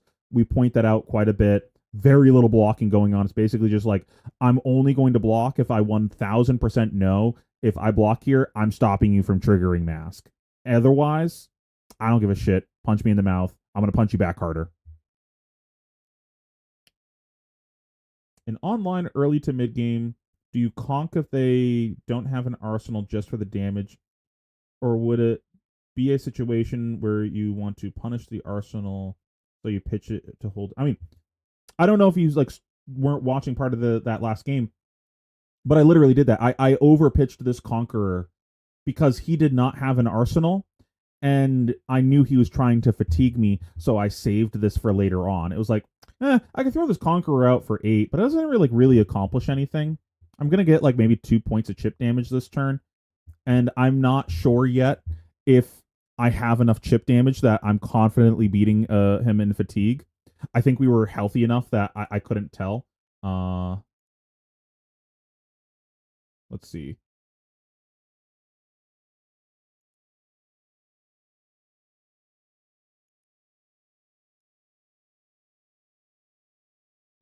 Yeah, it was right here. I think he was higher at the start of the turn.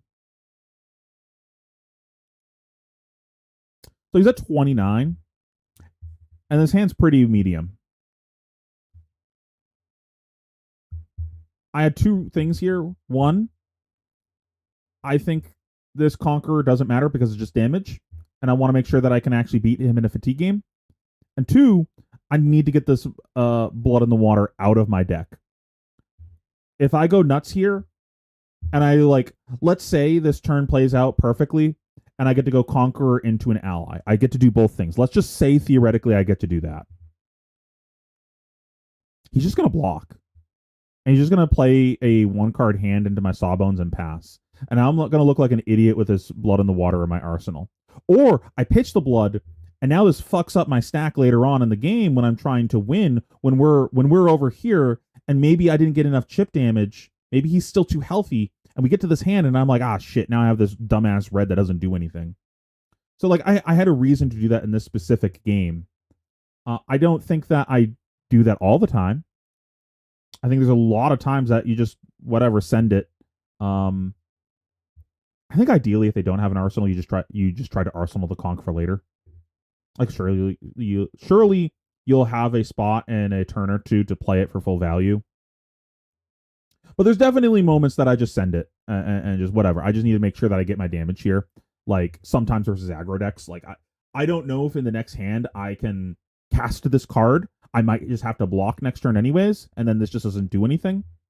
And a part of that decision making, I think, is also how much gold you have, because in some of those spots, it can be like, okay, I'm just gonna arsenal the conch, and the next turn I'm gonna look to block with like 2 cards, and then maybe 3 cards, and just draw off of gold, and then pitch a blue, play the Conqueror, playing a 2-card Conqueror functionally. Like I traded a gold and a card to play the conch. And then I arsenal my last card if I want to. Anywho. I want to build the deck less like a Flesh and Blood deck and more like a Yu-Gi-Oh deck where there's less of a focus on turn-to-turn value and more of a focus on engine pieces. I'm still kind of evaluating this. I'm not 100% sure. I think there's definitely like a lot of merit to that. I think the deck right now, as people are currently building it, is moving more towards being a Flesh and Blood deck and less of an engine deck. Especially as you see people like not always playing the Royal Hat, playing all these like just raw value cards. It's like play just enough engine to make sure the deck functions, and then play perfectly so that way your deck never bricks after that. So it feels like it's moving a little bit away from that, but I still think there's like a little bit of that in the deck. Just enough to make sure your deck functions essentially. Because there's a number of matchups that you like aggro, you do need to just raw outvalue them. And if you're just fucking around with your engine, you're not outvaluing them. And people are now beating fatigue by just raw outvaluing their block value and just going over the top of what they're doing. So it's like the two major ways that the deck plays. You're just trying to raw outvalue them, and then the mirror is weird. So like maybe this is incorrect. I think this is worth revisiting in a little bit and talking about it more, but I don't want to talk about that necessarily too much longer. Some of the weaknesses of the deck, bad small hands. It's definitely still true. I feel like people are just leaned even more into that. Just fuck it. If my small hands are bad, we're just gonna make our big hands even better. Kind of going back to the swells. Blocks poorly sometimes. That's definitely for true. But again, this is the I'm just gonna play the game where I don't have to block. I'm just gonna lean even harder into it instead of fixing my problem. I'm just going to lean even harder into my strength. Subfunctioning without gold. This kind of goes into what I was talking about earlier. Can get fatigued. Definitely still true. Not a lot of armor. This kind of goes back to the blocking poorly. Action point starved. I think people are have figured out the sweet spot of how many action points they actually need in the deck. And it's just like play all the go again attacks, and then have just enough go again that you can have a couple double go again ally turns. And then weak to grave hate. Not a lot of people are actually playing grave hate though, so it's like Ira with gravekeeping. Some random horseshit decks that went, I'm just gonna play gravekeeping to hope I can win, but realistically I should just probably play a better card. I don't think this is like actually that big of a deal, because a lot of the times you got multiple allies. I think it really only matters if they're trying to fatigue you and you're sandbagging on shit. Like, what if I'm winning with this Humperdinck and they killed it and that was the way that I was winning the game? But that I think comes into the build your own Humperdinck. I think that's why people are getting away with only playing one, because they're leaning into that. I'm just going to play two allies and swing both of them multiple times during the end of the game. Heuristics, when doing stuff blind, swell chart mostly. So I have if you're on the Patreon, there's a whole thing about my heuristics with the deck here. You can check that out over there.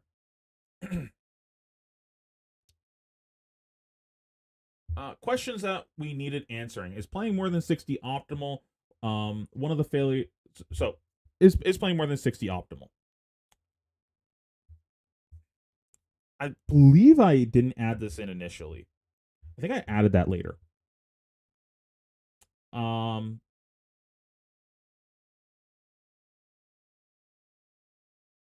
I definitely think that there's some spots that playing more than 60 is correct. Just to adjust ratios in your deck. So, going back to what I was talking about earlier about failure points, one of the failure points of the deck is you drawing those bricky hands like I was talking about. And while other people were playing in such a way where that never becomes a problem because they always have allies and they always have gold in play, another way to mitigate that is just by playing more cards. So if a failure point is, well, as you saw in almost every single game I played, just drawing like straight allies, well, a way to mitigate that is just by playing more cards. It makes it less likely that you draw all ally hands.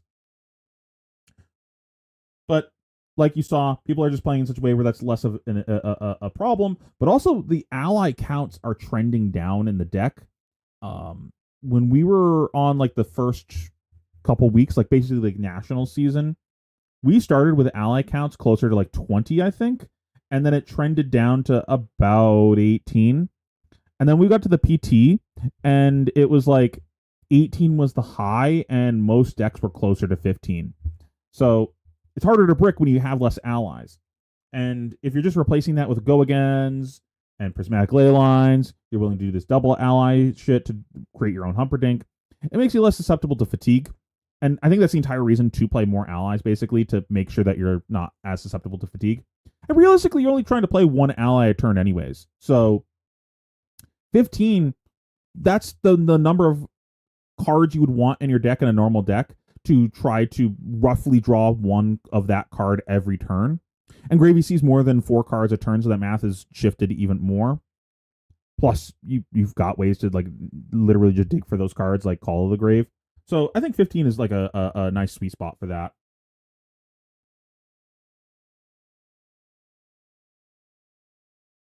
The other thought that I had about going above 60 was only wanting to do that when I have the gold hat. Basically, if I have the gold hat, I'm starting the game with a gold. If I don't have the gold hat, the deck kind of doesn't operate very well. We got very lucky in all these games. I think I opened Tipple turn 0 every single game. That was very lucky. But when you're playing above 60, you're making it harder to draw those engine pieces. I think it's another reason why we're seeing Scoop enter decks more, as they aren't playing Royal Hat in every matchup or at all. Having a few more ways to generate gold in the deck kind of helps make things actually function. But we are seeing people play their fatigue games with not Royal and with above 60. So I think this is worth revisiting at some point. How many gold kisses do I want to make? My current theory was gold kisses frequently above rate, so I want to make as many as possible.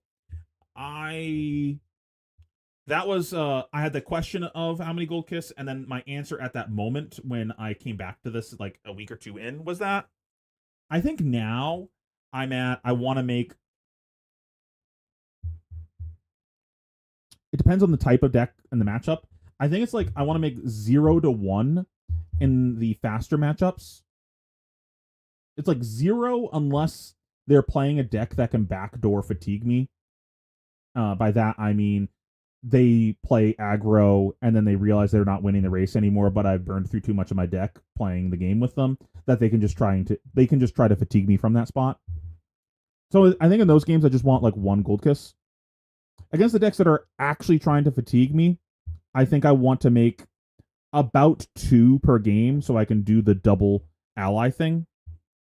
Because typically it's pretty hard to actually do that more than 2 times. And honestly, you really don't need to do that more than 2 times. Like, if they're still alive after all the chip damage they've taken up until this point, after you double ally, double attack twice and humperdink them after that, if they're still alive at that point, something went wrong. You know what I mean? Maybe another question could be, how many allies do I want, and which allies outside of my staple 9 need to come in? Well, I think I kind of talked about that a second ago with when I was mentioning the 15. That's about the amount that you would need to play in your deck to roughly see 1 per hand, slightly more. Just because of how much you go through your deck. Like, if it was a normal deck, you're going to see about 1 per round. So that's like slightly more, but then you're also fine sandbagging some allies in the grave. Because you do run into the problem sometimes of like, I have more allies in grave than I have action points. I physically can't play all of these fast enough. So this is just a detriment to me right now.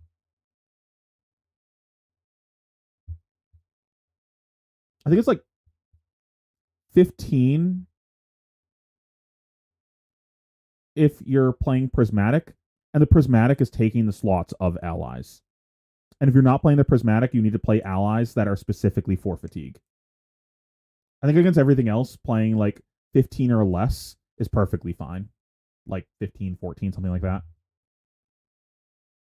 And then it's just like a comfort thing. And it's probably adjusted slightly based on how many cards you're presenting in matchups. I think if you're presenting slightly above 60, like that 15 is probably fine.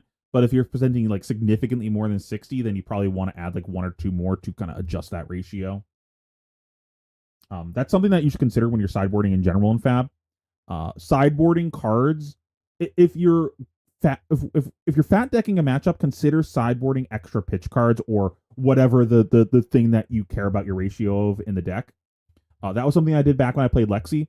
And to old him, I played, it was like 65 or 68 cards, something like that.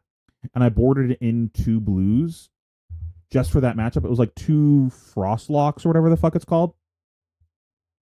Just because by me playing those extra cards, it messed up my blue ratio, and it led to me having worse hands on average over the course of the game. It didn't matter if I had extra cards in my deck if it meant that like 1 turn a game I would just brick the turn and just pass. Like sick extra cards, I just passed turn. You know what I mean? And then I worked on this section a little bit today before stream. What decks can actually race me, and this definitely needs to continue to get updated. I need more games with Gravy to get a better sense of this. But my current assumption with this, and we're gonna update this over time, decks that can actually race me: Bolton, Syndra, Slippy, Dio, Katsu, and Ira. Maybe we should add Puffin to this after. I had Puffin down here, and decks that can race me if I don't respect their damage. So maybe that needs to be bumped up. I'm not sure. Puffin's kind of weird because that was actually the first Puffin I played against that tried to race me. Every other one just gave up and fatigued me from the jump. So decks that can race me if I don't respect their damage: Vincent, Puffin, Verdance, Prism, Acilio, Kano. I'm not sure, but probably Brute and Ranger. Like, I feel like I shouldn't lose that game if I just outvalue them and don't ignorantly trade damage. Or maybe they have to high roll me. Like, I should be ahead in those matchups, but maybe I need to be like a little worried. Decks that can't race me and just straight up have to fatigue me: Guardian and Florian, and again, question mark, two weapon warriors, like weapon go again, weapon pass warriors. I don't think those can actually race me. I'm pretty sure they just have to kill all my guys and leverage their block value of their deck and efficiency of clearing. And then I added a new section. I might even add another one of decks that can backdoor fatigue me. It's kind of like the opposite of this section of decks that can race me if I don't respect their damage. It's decks that can fatigue me if I don't respect the deck damage. So that would be like Assassin and Ira can definitely do that. So I might have to adjust that. But decks that can both fatigue me and race me at the same time: Dawnblade Dory. I have not played that matchup, but I've heard about it, and conceptually that makes sense.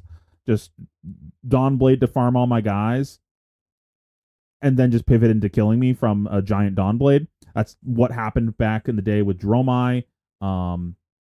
You'd have to have like a crazy anti-fatigue package to beat that as Dromai. And then the difference here is Dromai. There's like two big differences. Dromai takes much longer to like ramp up their damage.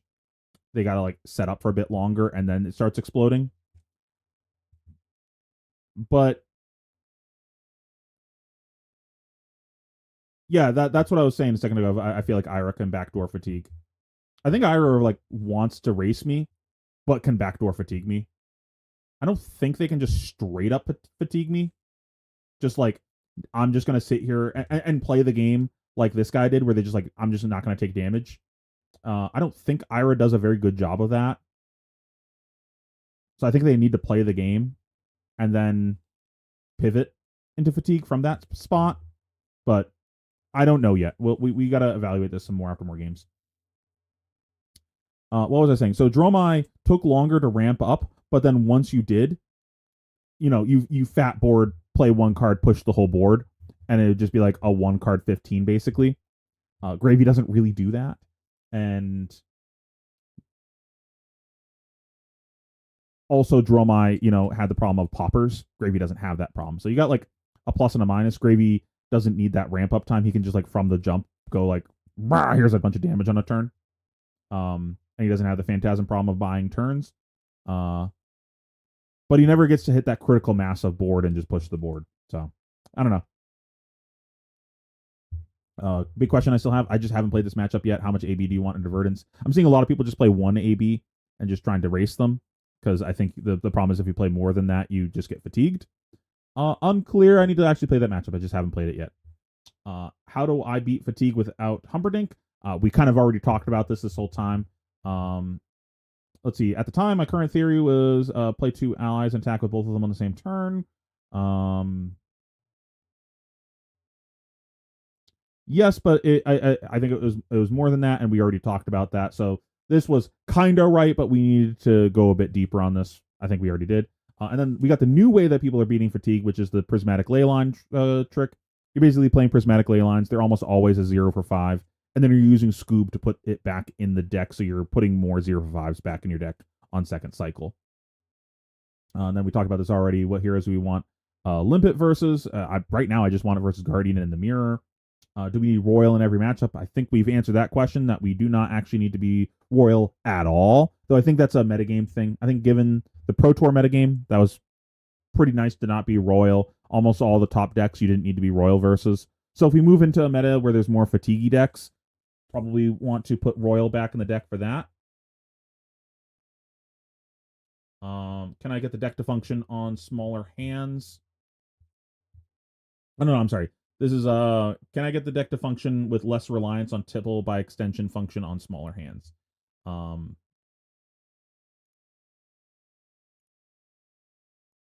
and I started writing something up about that.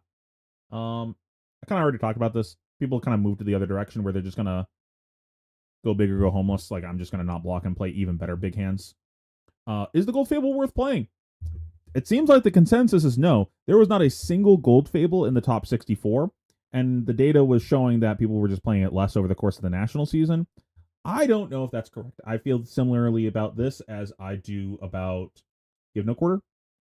I actually really liked the Gold Fable, and especially if you're not playing the Royal Hat, just like having another way to get your engine to start functioning feels really nice. So that could be a hole. That might be something that should go back in the deck. I think that's a problem of there's like too many cards you want to play. It feels like you want to play like 100 cards in Gravy. The problem is so much of your deck list is eaten up by just I physically need to put this many blues in my deck. Just like I need like 2 blues in every hand, so I got to play like 30 plus blues. So it just does not give you much space. It's like 30 plus blues, 15 to 18 allies, the conks. We're really low on space after that. You know what I mean? All the equipment. And then we have heuristics that things that we needed to work on, and I had heuristics, and we've gone over this in a previous stream. And I have a whole section on the document about heuristics with compass, so I'm not going to go over that here. We did figure out our compass heuristics. I think I'm good on that. I think we answered the question of how to use our compass. There's nothing else to say there. Check out the Patreon if you want to see all my thoughts on that. What to call for and why. Initially, it was basically like I'm just calling for chum every time. I don't really know what I'm supposed to grab outside of that. I think we've started to answer that. It's add in Fiddler's Green to the deck so you can call for Fiddler's Green when you didn't need the extra ally. I have had some spots where calling for an amulet is pretty good. Like the blue that I'm just like, this is just how the turn is going to play. Like, I'm just going to have an extra action point because I'm just playing this Avasti. I just, like, don't really have another play other than that. Like, my hand is, like, Call to the Grave, Avasti, plus some other horseshit. Like, what am I doing? Not playing this Avasti? I guess I'll play it. And then you grab an amulet with the Call to the Grave, and then use your extra action point to play the amulet afterwards. That's been okay, but it's not amazing. Like, I spent a Call to the Grave and an Avasti to put an amulet into play. It's not that good. But it is a play that comes up sometimes. The other one was calling for Swabby when I just need like a resource dump. It costs more resources than Chum does, so that does come up sometimes. Calling for Limpet in matchups that just I need that in the grave as just like another thing to do in a deck that's kind of soft to Limpet. Calling for back alley break line when I need the extra action point, which has made me think because that's the two main functions that I really use the call for is calling for a fiddlers in race matchups. Okay, you just do that. And calling for back alley when I need it to be an extra action point. So basically, in those matchups, I'm playing it for a cycle for the fiddlers, and if I'm not trying to do that, then I just pitch it so I have an action point generator in my deck later on in the game. When should we be using Mage Masters? I think we kind of talked about that. I don't know if I needed to elaborate on this anymore.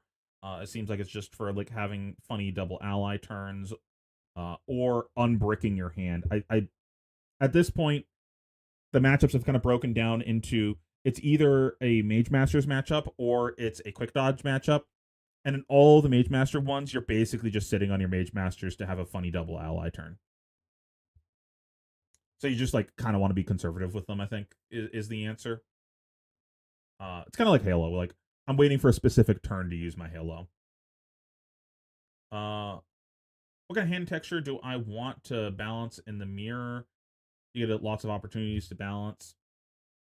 I don't know if that's true anymore. I feel like people are starting to play around balance a little more, so it might just be that you crack balance at the first opportunity that you get because you might not get another one after that if they just sequence in such a way that you can't do it. We need to evaluate this question some more, so this is another one that we need to still answer.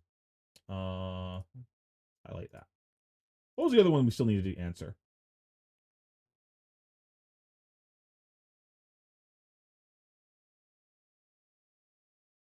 Oh, I kind of skipped over one. Oh no, that was a compass thing. Never mind. There's something else we needed to answer. Oh, AB versus Verdance, right?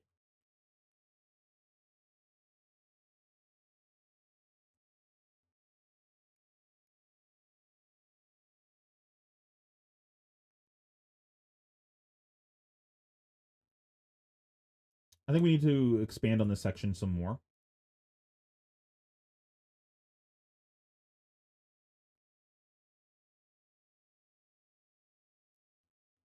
So we're actually doing pretty good. There's only a few questions here that we like didn't touch on during this time period.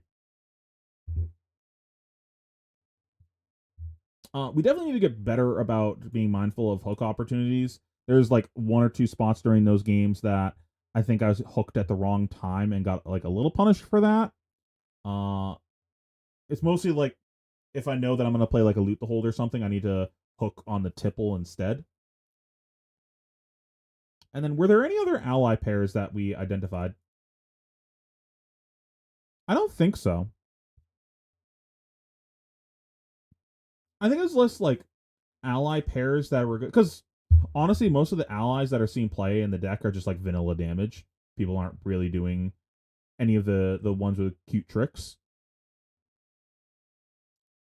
So I think it's more of identifying which ally you're supposed to play in specific moments during matchups.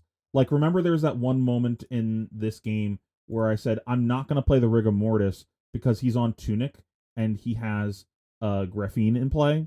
So I don't want to make that a profitable clear. If he's going to clear, he's not going to just go Tunic Graphene. Give me a full card on my guy here. I don't want to let you just like block 6 and do that and then push your attacks into my face. I think that's pretty much it. I think we covered most of the bases of what questions we needed answering. We actually got, I think, a lot of the assumptions correct, which is pretty sweet. And we kind of added on to this over time, so there's no like what assumptions we missed or whatever. We just like added on to this. And we're going to be updating this again very soon with the next phase of it of questions that we need to ask that are more specific for matchup things. What else? Anything else that I want to say about this? Any questions that you have, chat, while I'm thinking?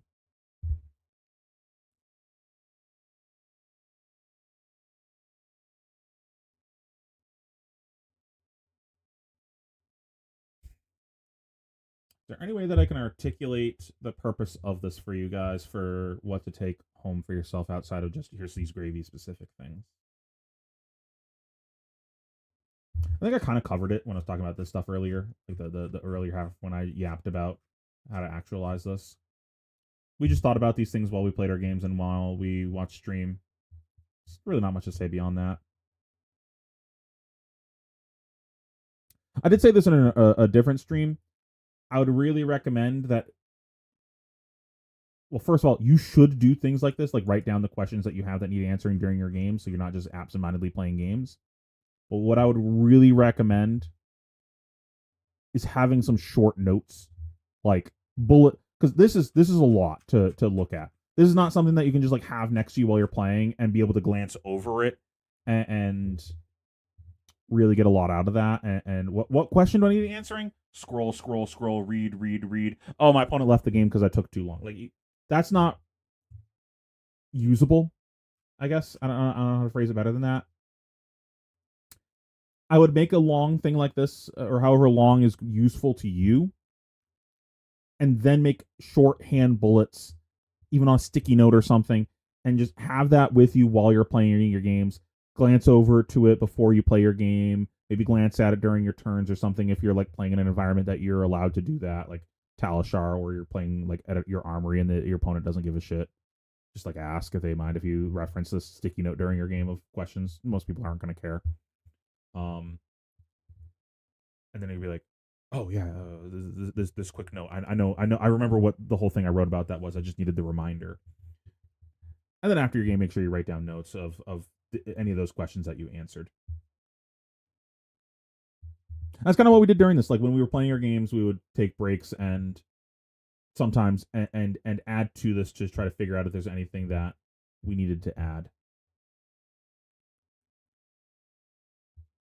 All right, I'm not really seeing any questions. I think I said all I need to say about this. So I think that's all from me tonight. Thank you so much for watching. If you guys like this content, make sure you subscribe. If you want to support it, go check out the Patreon. I have this stock on there as well as my spreadsheet with all the data of all of the gravy deck lists that have topped all the events so far. All the nationals, the calling, top 64 pro tour, and all the data that I think is relevant is on that spreadsheet. So you can make informed deck decisions from that. We are going to be expanding on this spreadsheet or this doc in the near future with our phase 2 of learning the deck. So stay tuned for that. I'll probably stream some more this week, some more games. So stay tuned for that. Probably, what's today? Tuesday? Probably Thursday and maybe this weekend. We'll see.